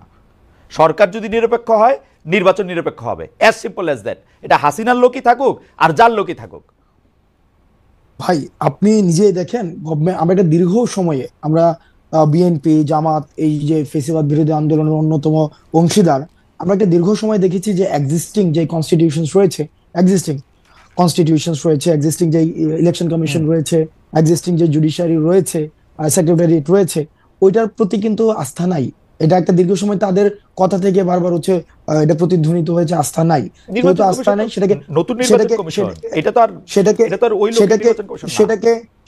সেটাকে গ্রহণযোগ্য, যেটাকে এটা গ্রহণযোগ্য। দেখেন ডক্টর মোহাম্মদ ইউনূস যখন জাতীয় একটা ঐক্যমত্য তৈরি হবে, নিশ্চয় বিষয়টা এমন না যে আমরা নির্বাচন ঠেকাই রাখতেছি, মানে এমন একটা ন্যারেটিভ তৈরি হইতেছে যে সবাই নির্বাচন দিয়ে দিতে যাচ্ছে, আমরা নির্বাচন ঠেকাই দিতেছি। বিষয়টা তো এমন না। যখন একটা সংস্কার হবে, একটা নির্বাচনকে গ্রহণযোগ্য করার মতো একটা সংস্কার হবে, এক্ষেত্রে তো এখানে মির্জা ফখরুল সাহেবকে আমরা বলতে শুনেছি যে একটা প্রয়োজনীয় যখন সংস্কার হবে, একদম শুরুর দিকে বলছে সরকার যৌক্তিক সময় দেওয়া উচিত, এটা প্রয়োজনীয় সংস্কার হোক, সংস্কার হওয়ার পরে এই সংস্কারগুলিকে এটাই নির্বাচনকে ত্বরান্বিত করবে। তো সংস্কার এবং নির্বাচনকে আমরা তো মানে কোন সংস্কারগুলি মনে করেন, কোন সংস্কারগুলি এইটা নিয়ে আলাদা আসলে কথা কইতে হবে। আমরা অনুষ্ঠানের সময় একটু বেশি নিতে চাই আজকে। কোন সংস্কারগুলি আসলে মানে এই মুহূর্তে দরকার বলে আপনি মনে করেন? আমি কিন্তু আমার মতামত আমি বলি। আমার মত হচ্ছে আপনারা একটা পলিটিক্যাল পার্টি করেন, পলিটিক্যাল পার্টি করে আপনারা যেহেতু জনপ্রিয়, আপনারা ইলেকশনে আসেন, এই মুহূর্তে ইলেকশন আসুক, আপনারা আরও 50 বছর ক্ষমতায় থাকেন, জনগণের ম্যান্ডেট নেই। এটা হচ্ছে আমার পজিশন। আমার কাছে মনে হয় যে জনগণ যদি আপনাদেরকে নির্বাচিত করে, আপনারা 50 বছর, আরও 20 বছর, 30 বছর, 40 বছর ক্ষমতা থাকেন, আরাম করে সংস্কার করেন, সেইটা হলো আমার পজিশন। ভাই আচ্ছা, আপনার কি মনে হয় যে আপনার কি তাহলে ব্যাপারটা দাঁড়াইতেছে যে আপনার কথায় যে আমরা ক্ষমতায় আছি নাকি? এটা আমার মনে হচ্ছে। আমরা ক্ষমতায় থাকলে তো ভাই হচ্ছে, আমরা ক্ষমতায় থাকলে তো রাস্তায় কিছুদিন পর পর আন্দোলন করতে হইতো না। মানে আমরা ক্ষমতায় তো ব্যাপারটা এমন, এখানে সার্বজনীন একটা সরকার আছে, ট্রানজিশনাল হচ্ছে রেসপন্সিবিলিটি পালন করতেছে। এই সরকার তো আপনি যদি মনে করেন আমরা বলতে কাদেরকে বুঝাইতেছেন? ছাত্র বৈষম্য বিরোধী ছাত্র আন্দোলন। এই সরকার সবার এই গণঅভ্যুত্থানে যারা আসছিল সবার ঐক্যমত্যের ভিত্তিতে সরকার হয়েছে এবং তারা ট্রানজিশনাল রেসপন্সিবিলিটি পালন করছে। এই ব্যাপারটা এমন না যদি সরকার যদি মানে আমাদের সরকারি হইতো বা সরকার যদি আমারই হইতো, আমার কিছুদিন পর পর তো আন্দোলন করতে হইতো না। আমি তো নিজেই এই ধরনের রেসপন্সিবিলিটি আপনি কিছুদিন পর পর আন্দোলন করতেছেন, সেইটা দেখা তো আসলে অনেকে মনে করতেছে যে সরকারের সাথে আপনাদের একটা দূরত্ব আছে। কারণ আপনারা 31শে ডিসেম্বর একটা ঘোষণা দিতে চাইলেন, সরকার করলো যে এটার সঙ্গে সে নাই, বুঝা যাচ্ছে এটা দূরত্ব আসে। আবার আপনারা যে সরকারের বাইরে থাইকাও সরকারের মতো, আচ্ছা একটু মাঝখান থেকে বলে নিই, চ্যানেল 24-এর জন্য আমি একটু সাইন আউট করতেছি। চ্যানেল 24 আছে টপ অফ দ্য নিউজের মধ্যে থেকে তারা চলে যাবে।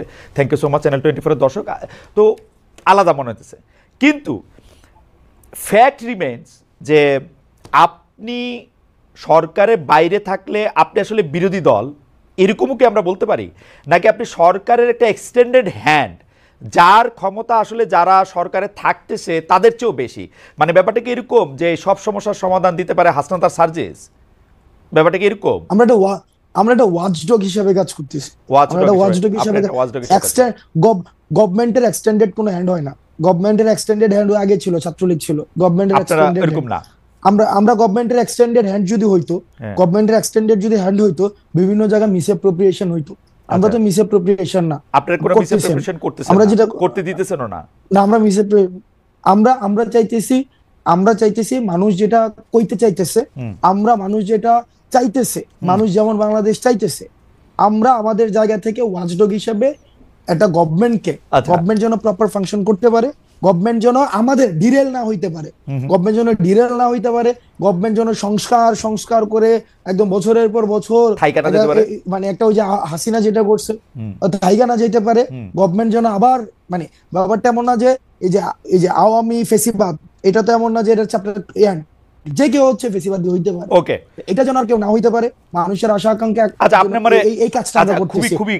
খুবই আপনি চমৎকার বলছেন জনাব আব্দুল্লাহ। এইটা আপনি বলেন তো, এই যে বৈষম্য বিরোধী ছাত্র আন্দোলন, জাতীয় নাগরিক কমিটি নামে আপনার দুইটা সংগঠনে কিন্তু সক্রিয়, দুইটারই অফিস আছে। এর বাইরে আমরা শুনছি যে আপনারা নতুন রাজনৈতিক দল করতে যাচ্ছেন, আপনি আবার একটু পরে গিয়ে বলবেন যে অ্যাজাম্পশন ফ্যাক্ট এগুলি আমাদের শিখাবেন, আমি শিখবো এগুলি, অসুবিধা নাই। কিন্তু এই যে জেলা বিভাগে মত বিনিময়, ভাই আপনার কাছ থেকে জেলা বিভাগে আপনার কাছ থেকে আমরা শিখছি। আচ্ছা জেলা বিভাগে মত বিনিময়, ওকে ফাইন, জেলা বিভাগে মত বিনিময়, মিছিল, সভা, মার্চ, নানা কিছু আয়োজন করতেছেন আপনারা। খুব জনপ্রিয় প্রশ্ন এটা, এগুলির ব্যয় আসলে কিভাবে আপনারা নির্বাহ করতেছেন, আপনাদের আর্থিক যোগান কিভাবে হইতেছে? হ্যাঁ, প্রশ্ন উঠতেছে এরকম যে রাষ্ট্রীয় গোয়েন্দা সংস্থা একটা রাজনৈতিক দল গঠনের প্রবেশ চেষ্টা চালাচ্ছে। ভাই আটকে গেছে, একটু পিছন থেকে বলতে হবে কারণ না সহজ, আপনাদের দুইটা জিনিস, একটা বৈষম্য বিরোধী ছাত্র আন্দোলন, একটা জাতীয় নাগরিক কমিটি। হ্যাঁ, এই দুইটাই আপনারা সক্রিয়, দুইটারই অফিস আছে, কিন্তু আপনারা জেলা বিভাগ এদিকে যাইতেছেন, বিভিন্ন ধরনের সভা করতেছেন, এগুলির টাকা আসতেছে কোত্থেকে? মানে এই প্রশ্নে কেউ কেউ কইতেছে যে আপনাদেরকে ডিজিএফআই, এনএসআই, সরকার এরকম টাকা দিচ্ছে, আপনাদের দিয়ে একটা দর করতেছে, বলেন এবার। আচ্ছা খালেদ ভাই, আমি একটা কথা বলি, যেমন আমি ব্যক্তিগতভাবে লাস্ট 15 দিন ধরে একটা প্রাডু চড়তেছি। প্রাডু গাড়িটার দাম হচ্ছে 1,80,00,000 টাকা। প্রাডু চড়তেছি, হয়তো আগামী সপ্তাহ থেকে ওডি চড়বো। ওডি যেমন আমার অ্যাকোয়েন্টেন্সের মধ্যে প্রাডু আছে, ওডি আছে, তারপর হচ্ছে বিএমডব্লিউ আছে, তারপর হচ্ছে মার্সিডিজ আছে, করোলা এক্স থেকে শুরু করে আলফ্রাডো পর্যন্ত আছে, রাইট? এখন আপনার কি মনে হয় না যে হাসনাত আব্দুল্লাহ একটা আন্দোলন করেছে?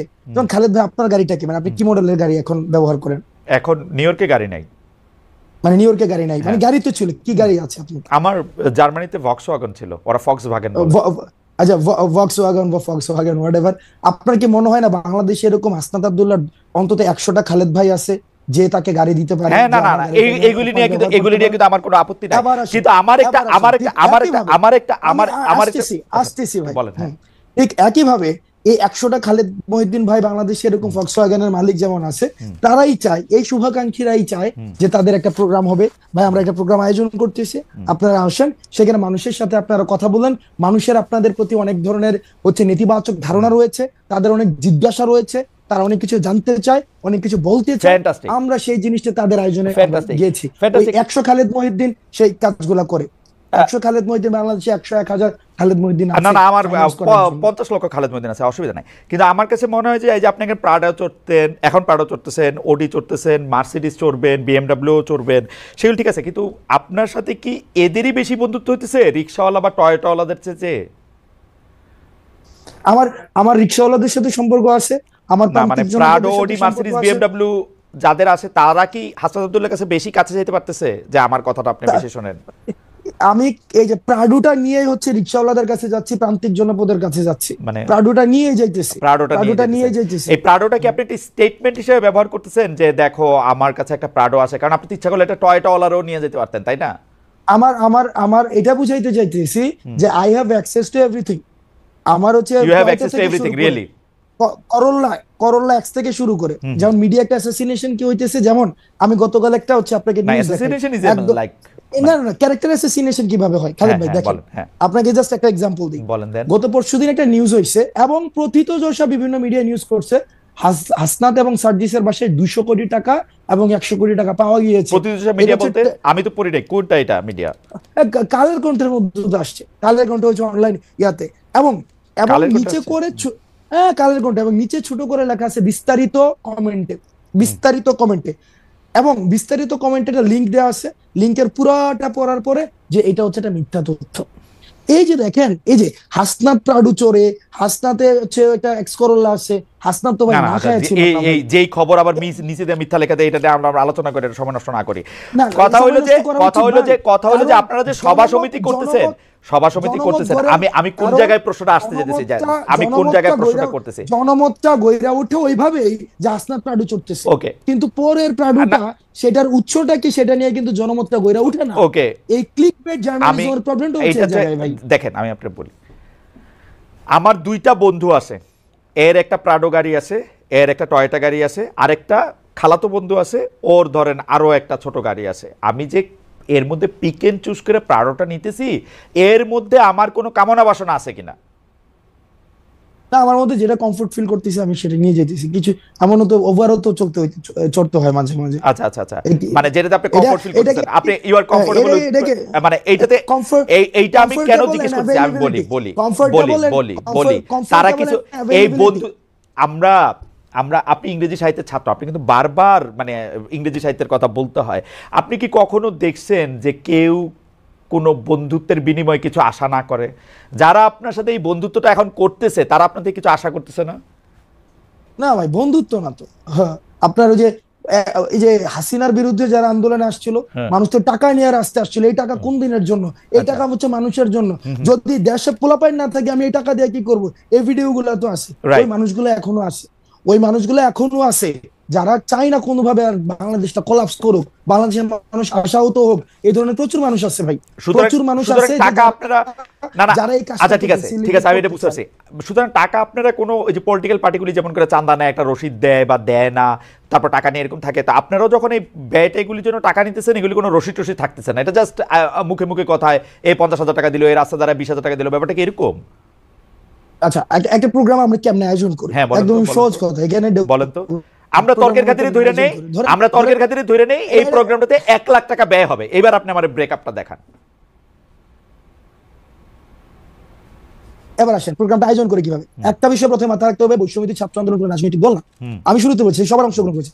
এবার ধরেন খালেদ মহিউদ্দিন ভাই চাইতেছে তার এলাকায় মানুষ কথা বলতে চায়, তার এলাকায় যারা আন্দোলন করেছে তারা আমাদের সাথে কথা বলতে চায়, তারা আমাদের বিষয়ে কিছু কিছু বিষয়ে তারা ক্ষুব্ধ, তারা আমাদের বিষয়ে তারা কিছু ইস্যু আছে, এবং একই সাথে তারা কিছু আশা আকাঙ্ক্ষার কথা বলতে চায়।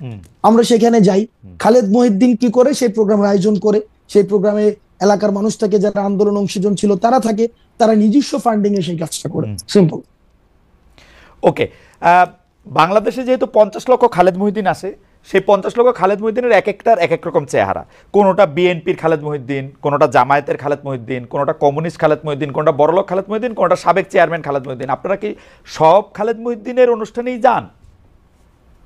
আমরা সব খালেদ, আমাদের একমাত্র লিটমাস টেস্ট ফেসিবাদের যারা হচ্ছে এই কাঠামোর এই যে আওয়ামী পৃষ্ঠপোষকতা করেছে, এবং এই যে আওয়ামী লীগ বাদ দিয়ে সবার কাছে যান, আওয়ামী লীগ বাদ দিয়ে সবার কাছে যান, যারা এই যে গণ অভ্যুত্থানে ফেসিবাদ বিরোধী যে শক্তিটা ছিল, আমরা সবার কাছেই যাই, সবার কাছে যারা ডাকায় তাদের কাছেই যাই। আপনাদের লিটমাস টেস্ট হচ্ছে যারা আওয়ামী মানে গণ অভ্যুত্থানে যারা আওয়ামী লীগের সঙ্গে ছিল বা আওয়ামী লীগের বিরোধিতা করেনি, তারা বাদ দিয়ে আপনারা সবার কাছে যান। আপনারা কয়েকদিন আগে যে সিটি কর্পোরেশনের কাউন্সিলরদেরকে রিইনস্টেট করতে চাইলেন, এটা কি ওই প্রক্রিয়ার মানে লিটমাস টেস্টটা ওরা পার হয়েছিল?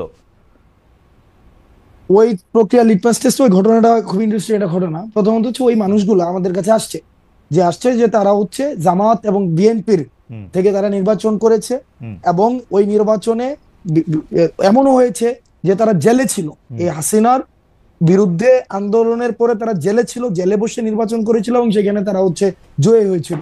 ওই জামাত এবং বিএনপির যেই অংশটা ছিল, অংশটা আমাদেরকে ডেকেছে, আমরা নিয়েছি না, তাদেরকে আমরা ডেকেছে, এবং সেখানে কিছু কিছু জায়গায়, হ্যাঁ এটা ঠিক যে মানে এই জায়গায় অস্বীকার করার কোনো উপায় নাই, সেখানে কিছু কিছু বক্তব্য ওভাবে আসা উচিত ছিল না যেভাবে আমরা আমাদের জায়গা থেকে এসেছে। আমরা আমাদের জায়গা থেকে তাদেরকে তো রিইনস্টেট করার কোনো ধরনের আমাদের পাওয়ার নাই। আমরা আমাদের জায়গা থেকে বলেছি যদি কমিশন করে দিয়ে কারা কারা হচ্ছে, যদি মানুষের, আমরা দেখেছি ইতিমধ্যেই একটা অসন্তুষ্টি তৈরি হয়েছে স্থানীয় শাসনে, কারণ এই প্রশাসক দিয়ে হচ্ছে স্থানীয় যে সুবিধাগুলো রয়েছে, সুযোগ সুবিধাগুলো রয়েছে, সেগুলো প্রান্তিক জনপদ পর্যন্ত পৌঁছানো যায় না। তো সুতরাং সেটাকে কিভাবে রিভিজিট করা যায়, রিভালুয়েট করা যায়, সেই প্রস্তাবনাটা আমাদের জায়গা থেকে আমরা দিতে চেষ্টা করেছি। আমি একটু দর্শকদের উদ্দেশ্যে একটু বলতে চাই যে আসলে আমাদের অনুষ্ঠানটা আমরা 1 ঘন্টা করি, কিন্তু জনাব হাসনাত আব্দুল্লাহকে যেহেতু অনেকগুলি বিষয়ে আমরা একটু জানতে চাইতেছি, and I'm requesting the producers to extend the time for another 10 or 15 minutes. If Hasnat আপনি যদি আমাদের সাথে থাকেন আর কি, আমরা একটু 10-15 মিনিট বাড়াতে চাই, কারণ অনেক দর্শক আমাদের সঙ্গে আছেন অনুষ্ঠানটা। আমি প্রতিনিয়ত, আমি খুব কম মানুষের সাথে কথা বলতে ভয় পাই, এর মধ্যে আপনি একজন এখনো পর্যন্ত না না আমরা আর না না, আপনি আপনি আপনি আপনি ভয় পায় না, there are so many people like me. আমি আমি আমি আমি আমি আমি আমি শুধু কয়েকটা প্রশ্ন দিলে দ্রুত করি, যে সচিবালয়ে বেশ কিছু মন্ত্রণালয়ের দপ্তরে আমরা দেখছি যে অনেক কিছু পুড়ে গেছে, সেই পুড়ে যাওয়া কাজে সংশ্লিষ্ট মন্ত্রণালয়তে ব্যাঘাত ঘটেছে। অনেকে বলেছেন, আপনাদের মধ্যে অনেকে বলেছেন যে এই আগুনের পেছনে পলাতক আওয়ামী লীগ ও তাদের দোসররা জড়িত। এই আগুন থেকে আওয়ামী লীগ আসলে কিভাবে লাভবান হতে পারে? আর দুই হচ্ছে যে আওয়ামী লীগ তো আসলে দুর্নীতি করেছে শুধু দুটি তিনটি মন্ত্রণালয়তে না, সবগুলি জায়গাতে। এখনো তো সেখানে নথি পুড়ে নাই, সেখান থেকে আমরা কি কি জিনিস তথ্য পাচ্ছি সেটা কবে দেখতে পাবো? নাকি সেই সব জায়গার নথিগুলিও পুড়ে যাবে? আজকে খুব সম্ভবত একটা, আমি আপনার টক শোতে আসার আগে আমি একটা নিউজ দেখেছি, জাস্ট হেডলাইন দেখেছি। এটা মনে হয় ইনভেস্টিগেশনের রিপোর্ট দিয়েছে, ইনভেস্টিগেশনের রিপোর্ট দিয়েছে। আর এই বিষয়ে আমাকে আরো জানতে হবে, না জেনে কোনো মন্তব্য করা সমীচীন হবে না। ঠিক আছে। ফেনীতে কুমিল্লায় বন্যার সময় ত্রাণ বিতরণের উদ্যোগে হাজার হাজার মানুষ সামিল হয়েছিল। এই সময় আপনারা ত্রাণের টাকা নিয়ে অনেক কথা হচ্ছিল, এগুলির অনেক রকম জবাব দিয়েছেন, কিন্তু আমরা কিন্তু দেখেছি যে শীতের সময় কম্বল দিতে এই সরকারের একজন উপদেষ্টা হেলিকপ্টারে চড়েছেন, তাতে কত টাকা ব্যয় হয়েছে সেটি নিয়ে অনেক কথা হয়েছে। এই বিষয়গুলো আসলে আপনারা নিজেদের মধ্যে কি আলোচনা করেন, যে মানে এটি আসলে কিভাবে, কি ব্যাখ্যাটা কি আসলে, কেন হেলিকপ্টারে করে যেতে হবে, মানে উনি গিয়া কম্বল দিলে কি হবে, না দিলে কি হবে, মানে বিষয়টা কি আসলে? আচ্ছা, দুইটা প্রসঙ্গ এসেছে। প্রথম প্রসঙ্গ হচ্ছে ত্রাণের বিষয়টা আমরা স্পষ্ট করেছি আমাদের জায়গা থেকে, এবং আপনি ত্রাণের যে রিপোর্টটা আপনার কাছে যদি না থাকে আমি সেটা পাঠিয়ে দেবো, যেটা অডিট ফার্ম থেকে সেটা করা হয়েছে। অডিট ফার্ম দিয়ে সেটাকে কি বলে, সেটাকে ওই যে অডিট করানো হয়েছে। সেখানে কিন্তু প্রথম পেজে হচ্ছে আমাদের ভুলগুলো লেখা হয়েছে। সেখানে খুব সম্ভবত 12 লক্ষ বা 13 লক্ষ টাকার, আমি যদি ভুল না করে থাকি, বলা হয়েছে এটা রিসিপ্ট নাই, মানে এই টাকাটা যে খরচ হয়েছে এটা রিসিপ্ট পাওয়া যায়নি। আর বাকি যে পুরো টাকা ছিল সেটা প্রত্যেকটা খাতোয়ারি রিসিপ্ট সাথে খরচ হয়েছে, এবং বাকি যে টাকাটা ছিল আমি মানে এক্সাক্ট আমার ফিগার গুলো মনে নেই, সেটা কিন্তু হচ্ছে আমরা হচ্ছে গভর্নমেন্ট তহবিলে হচ্ছে আমরা হস্তান্তর করেছি। এবার দেখেন, যদি এখান থেকে অর্থ তছরূপ হতোই তাহলে প্রথম পেজে লেখা হইতো না যে এখানে 12 লক্ষ টাকা রিসিপ্ট নাই। তো সেই জায়গাতে অর্থাৎ রিসিপ্ট ছাড়া 12 লক্ষ টাকা খরচ হয়েছে, এবং প্রত্যেকটা টাকার হিসাব আমরা হচ্ছে জনগণের কাছে দিয়েছি। আমরা মুভ ফরওয়ার্ড করি, যে এই যে ধরেন দ্বিতীয় যে প্রসঙ্গ হেলিকপ্টারে করে কম্বল দেওয়া, এই হেলিকপ্টার যে প্রসঙ্গ, এক্ষেত্রে দুইটা বিষয় আসতে পারে। সে যে একদিনে যতগুলো উপজেলা ছিল, উত্তর এই যে নীলফামারী, তারপর হচ্ছে পঞ্চগড়, আর অনেকগুলো উপজেলা ছিল, অনেকগুলো জেলার উপজেলা ছিল, সেখানে ভিজিট করেছে। দুইটা প্রশ্ন, হেলিকপ্টার দিয়ে হয়তো আসিফ এই ক্ষেত্রে কি বলবেন সেটা আসিফ বক্তব্য হয়তো দিয়েছেন, কিন্তু আমি আমার জায়গা থেকে যেটা বলতে চাই, প্রচুর পরিমাণ যেহেতু অভ্যুত্থান পরবর্তী আমরা যেটা বলতে চাই, আসলে মানুষের দুইটা বিষয় আছে। এক হচ্ছে তাদের আমাদের প্রতি যে পরিমাণ প্রত্যাশা আছে, এই প্রত্যাশা এবং প্রাপ্তির মধ্যে একটা ব্যবধান, অথবা যে আশা পূরণ হয়েছে সেটা নিয়ে আসলে মানুষ কথা বলতে চায়, মানুষ ফিল করতে চায়, মানুষ কানেক্ট হইতে চায়। সেই জায়গায় হয়তো সে মানুষগুলোর কাছে ছুটে গিয়েছে। এবং আরেকটা বিষয় যে শুধুমাত্র কম্বল দেওয়ার জন্য সে উত্তরবঙ্গে গিয়েছে, এই বিষয়টি সত্য নয়, এটি অসত্য। কম্বল এটা হচ্ছে একটা উপলক্ষ ছিল, এটি ছাড়াও বিভিন্ন উন্নয়নমূলক কাজ এবং এই যে মানুষকে শুনতে যাওয়া, মানুষের কাছে যাওয়া, মানুষের কাছে পৌঁছানো। এই কম্বল কি হাসান, আপনি কি খোঁজ নিয়েছেন যে এই কম্বল তো সরকারি ত্রাণ থেকে গিয়েছে, মানে সরকারি টাকা থেকে কম্বল দেওয়া হয়েছে, তাই তো? আসিফ তো মনে হয় নিজ উদ্যোগে দেয় নাই, বা নিজের ফান্ড থেকে দেওয়ার তো বিষয়, ওর নিজের ফান্ড আছে বলতে আমি জানি না। ওকে, সরকারি উদ্যোগে তো মনে হয় তাহলে কি সরকার সেই হেলিকপ্টার যাত্রারও ব্যবস্থা করেছে বিভিন্ন জায়গায় যাওয়া যায়? আমি যদি ভুল না করে থাকি, বা আপনি এই বিষয়ে আরো আমার থেকে আরো ভালো, সরকারি যাতায়াত, সরকারি যে সরকারের টাকাই তো গেছে, মানে যদি মানে ওরা যারা সরকারি ব্যক্তিদের যাতায়াত তো সরকারি। আমি যদি ভুল না করে থাকি, এবং এই বিষয়ে আপনার কাছে কি ঠিক মনে হয় যে ধরেন আওয়ামী লীগের আমলে এগুলো আমরা খুব বেশি পরিমাণে দেখছি, বিএনপি জাতীয় পার্টির আমলেও দেখছি যে সরকারি টাকার ত্রাণ সরকারের কাছে পৌঁছাই দিলে ডিসি ওনারাও গিয়ে পৌঁছাই দিয়ে আসতে পারে, কিন্তু এই যে জনসংযোগ করা, জনগণের সামনে হাজির থাকা, জনগণের সামনে রেলেভেন্ট থাকার জন্য নিজেও যাওয়া হেলিকপ্টারে করে, এটা ঠিক লাগতেছে, মানে ইট ইজ ওকে? এবং আপনি নিজেই বললেন যে শুধু কম্বল দিতে তো যায় নাই, আরো 2-4টা জনসংযোগ করা, মানুষ আসিফের চিনা রাখুক, পরে পোস্টারে ছবি ব্যবহার হবে আপনার আসিফের, হাসনাতের, এগুলির জন্য তো একটা উদ্দেশ্য থাকে, তাই না? যে মানুষ যাতে চেহারাটা চিনে, মানুষকে ওখানে না গেলেও মানুষ চেহারা চিনে, ওই যে ওখানে গিয়া চেহারা পরিচিত করাইতে হইব, খালেদ মহিউদ্দিনকে পঞ্চগড় গিয়া পরিচিত করাইতে হইব, কম্বল বিতরণ করে খালেদ মহিউদ্দিন না, খালেদ মহিউদ্দিন ওইটা না, খালেদ মহিউদ্দিনের এমনি মানুষ চেনে, ওকে, আসিফের মানুষ অমনিও চেনে। তো দাঁড়াইলো যে আসলে জনসংযোগটা বা মানুষের কথা শোনার জন্য উনি গেছেন, কম্বল দেওয়াটা একমাত্র উদ্দেশ্য ছিল না, তাই তো? কম্বল দেওয়াটা একমাত্র অবশ্যই উদ্দেশ্য ছিল না, সেখানে বেশ অনেকগুলো হচ্ছে আমি মানে ফ্যাক্ট বেস বা এভিডেন্স বেস কোয়ান্টিটেটিভ ইয়াটা বলতে পারছি না, কিন্তু অনেকগুলো উন্নয়নমূলক কাজের সেখানে উদ্বোধন করা হয়েছে। এবং একটা জনপ্রতিনিধি, তারা যেহেতু মানুষের প্রতিনিধিত্ব এখন করছে, তো সেই জায়গা থেকে মানুষ হচ্ছে মানুষের সাথে সংযোগ, এই মানে এই জিনিসটাকে মানে এটাকে ক্রিটিক্যালি, খরচের বিষয়টাকে ক্রিটিক্যালি নেওয়া যায়, যে এটাকে আরো কিভাবে সফিস্টিকেটেড করা যেত, কস্ট ফ্রেন্ডলি করা যেত, সেটা নিয়ে আলোচনা হইতে পারে, সেটা নিয়ে অবশ্যই আলোচনা হইতে পারে। সে আলোচনাকে বন্ধ করে দিতে হবে বিষয়টা এমন না, সেটা নিয়ে আলোচনা হইতে পারে।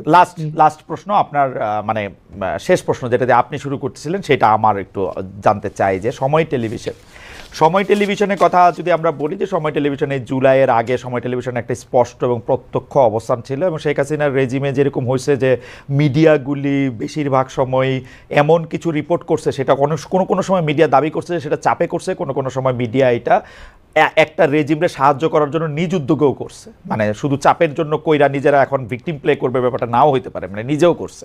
আমার অভিজ্ঞতা এরকম বলে যে নিজেরা থেকে তারা বেশি ভালো হইতে গেছে শেখ হাসিনার কাছে, এরকম আমি দেখছি, নিজেরাও করছে।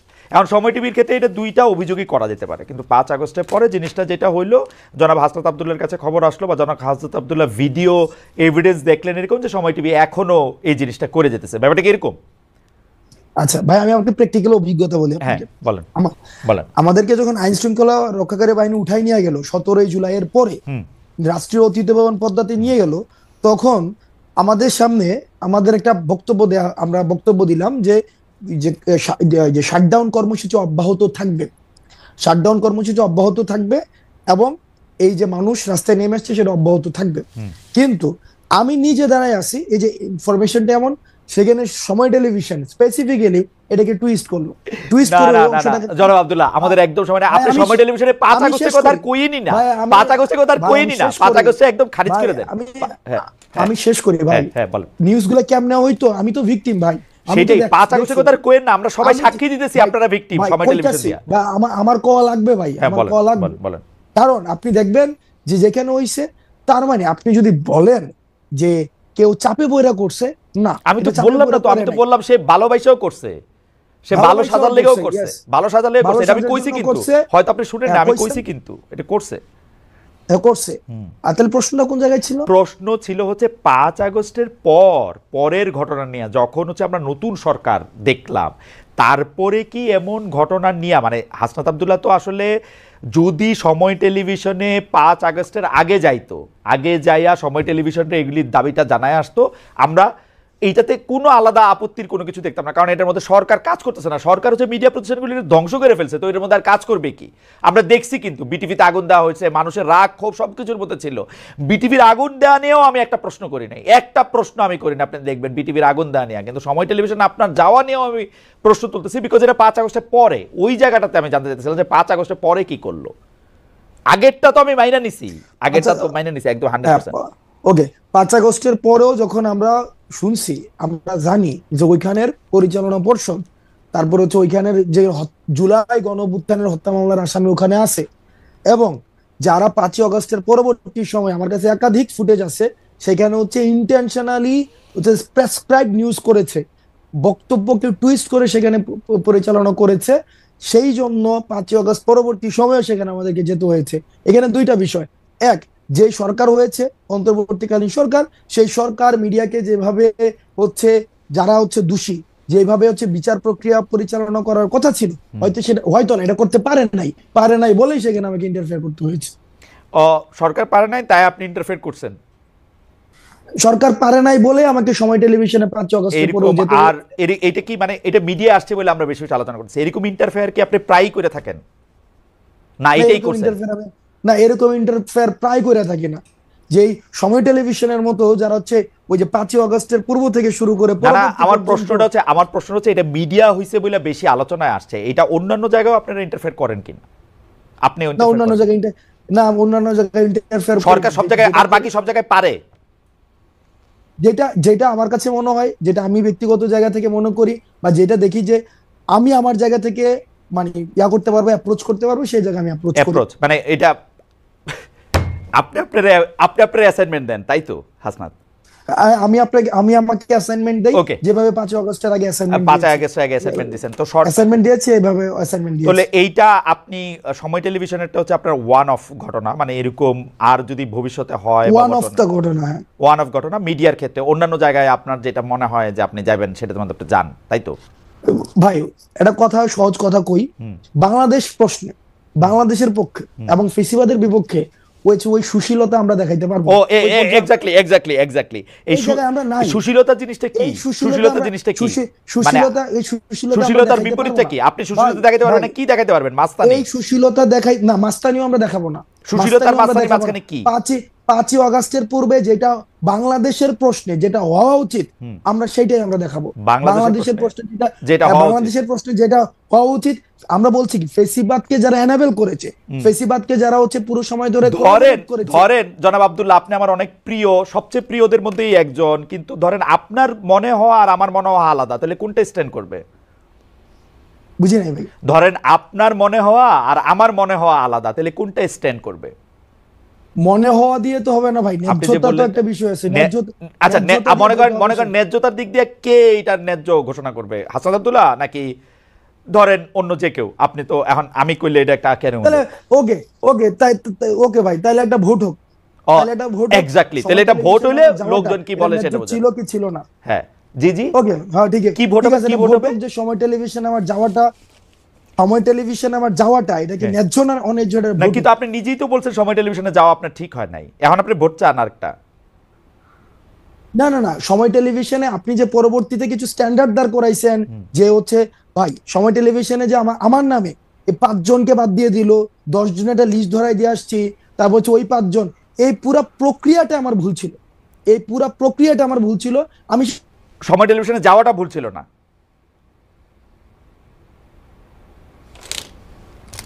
সেই বিষয়গুলোকে যদি আপনি পুরাটাকে খারিজ করে দেন, ওইটার পক্ষে আমি না ভাই। আমি আপনার শেষ কথাটা শুনতে পাই নাই, দর্শকরা হয়তো শুনতে পায় না, আবার কি একটু বলবেন? মানে সময় টেলিভিশনে যাওয়াটা ঠিক ছিল বলে আপনি মনে করতেছেন? ভাই সময় টেলিভিশনের যদি ওই 5 জনকে, আমি তো চাকরিচ্যুতের কথা আমি নিজে বলি নাই, চাকরিচ্যুতি বাদ দেন, আমি বলছি চাকরিচ্যুতি বাদ দেন, সময় টেলিভিশনে যাওয়াটা ঠিক ছিল। আমি প্রথম থেকে শুরু করে এবং শেষ পর্যন্ত আমি ওই জায়গাটায় বলেছি যে এই যে চাকরিচ্যুতির যে প্রক্রিয়াটা, এই প্রক্রিয়াটা ঠিক হয়নি। আপনার যাওয়াটা ঠিক ছিল, কিন্তু হ্যাঁ আমার জায়গা থেকে আমি কনসার্ন জানাইতে পারি ভাই, কারণ ভাই আমরা ভাই অবশ্যই এটা নিয়ে হাসান সাহেবের সাথে আপনি কথা বলতে পারেন, আমি তো ওপেন চ্যালেঞ্জ দিয়েছি, কথা বলতে পারেন, এবং সেখানে আমি ওপেন চ্যালেঞ্জ দিয়েছি। পরবর্তী এত চ্যালেঞ্জ দিয়েন না হাসনাত, এত চ্যালেঞ্জ দিলে জানি কেমন লাগে। চ্যালেঞ্জ দিয়েন না ভাই, চ্যালেঞ্জ দিয়েন না, মানে একজন আমরা এই কারণে দেই ভাই, কারণ এই কারণে দিতে পারি ভাই, আপনি জাস্ট চিন্তা করেন, আপনি দুইটা ইমেজ চিন্তা করেন, দুইটা সিনারিও চিন্তা করেন, যে আমরা ধরে নিচ্ছি, আপনি একটু আগে বলেছেন হাসিনার ইতিহাস অতীত, ধরে নিচ্ছি for the sake of argument, Hasina আসলো, খালেদ মহিউদ্দিনের কিছু হবে না, হাসনাত কার কি হয়,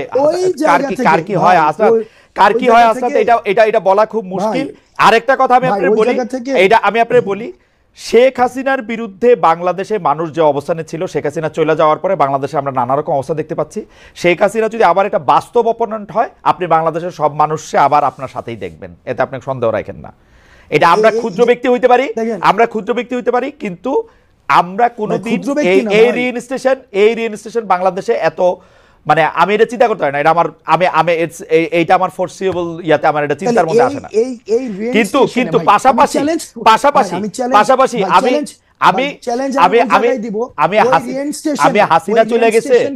আমি হাসিনা চলে গেছে, যারা ফ্যাসিলিটেট করতে চাইবে, ওই রিইনস্টেশনকে যারা ফ্যাসিলিটেট করতে চাইবে বা ফ্যাসিলিটেট করার কোন ধরনের প্রয়াস চালাবে, সেই জায়গায় আমরা চ্যালেঞ্জ জানাবো, এবং এটা স্পষ্ট। কিন্তু হাসনাত, আমি হাসিনার মতো এরকম কাউরে চাই না যে সে একই সাথে নেতা, কাজী, প্রধান, ডাক্তার, এরকম সব দায়িত্ব নিজেকে ওই অ্যাসাইনমেন্ট দিবে শেখ হাসিনার মতো করে। আমি দিয়েছি, আমি ওটা দিয়েছি, ওটা আমি করেছি, কারণ আমি এটা ভালো মনে করেছি, এটা না হোক এটাও চাইবো আর কি। হাসনাত, আমার কিছু বলার নাই, আপনার যদি কিছু বলার থাকে, মানে আমি আর এই ছোট ছোট হাসিনা চাই না।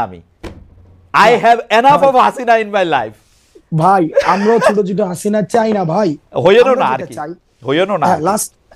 লাস্ট সেন্টেন্স আমি অনেকক্ষণ ধরে কথা বলেছি, লাস্ট সেন্টেন্স সেটা হচ্ছে যে ভাই আমরাও চাই না সবকিছু কি সেন্ট্রালাইজড হয়ে যাক, আমরা চাই প্রতিষ্ঠানগুলো ফাংশন করুক, হাসনাতকে যেন আর সময় টেলিভিশনে না যাইতে হয়, আমরা ওইটা চাই। হাসনাত যেন হচ্ছে কোনো একটা ঝামেলা হইলে সেখানে হচ্ছে হাসনাতকে কেন যাইতে হবে ভাই, কারণ ওইখানে ওই যে প্রতিষ্ঠানটা ফাংশন করতেছে না, কারণ প্রতিষ্ঠানগুলো কেমন ভাবে করে দিয়ে গেছে যেখানে কোনো প্রতিষ্ঠানই ফাংশন করতেছে না। আমরা খুব করে চাই যে প্রতিষ্ঠানগুলো এনাবল হোক, একটা স্টেট একটা বিল্ডিং হোক, একটা ন্যাশন একটা বিল্ডিং হোক ভাই, যেন আর কোনো খালেদ মহিউদ্দিনের দেশ ছাড়া চলে না যেতে হয়, আর খালেদ মহিউদ্দিন যেন দেশে বসেই ক্ষমতাকে প্রশ্ন করতে পারে, খালেদ মহিউদ্দিন যেন এই চিন্তা না করে। আপনার প্রশ্ন করতে হাসাদ, আপনার প্রশ্ন করতে আমি দেশে আসবো শিগগিরই, আপনার প্রশ্ন করতে ডক্টর ইউনূসের প্রশ্ন করতে যে আমার প্রশ্নের উত্তর দিবেন তারে প্রশ্ন করতে আমি দেশে খুব শিগগিরই আসবো। হাওয়েভার হাসাদ আব্দুল্লাহ, আপনাকে অনেক ধন্যবাদ। আমরা একটা লম্বা সময় সম্ভবত এই পর্বের অনুষ্ঠানগুলিতে আমি সবচেয়ে বেশি সময় ধরে আপনার সাথে কথা বললাম, আপনি এতক্ষণ আমাদের সময় দিয়েছেন, আপনাকে অনেক অনেক অনেক অনেক অনেক ধন্যবাদ।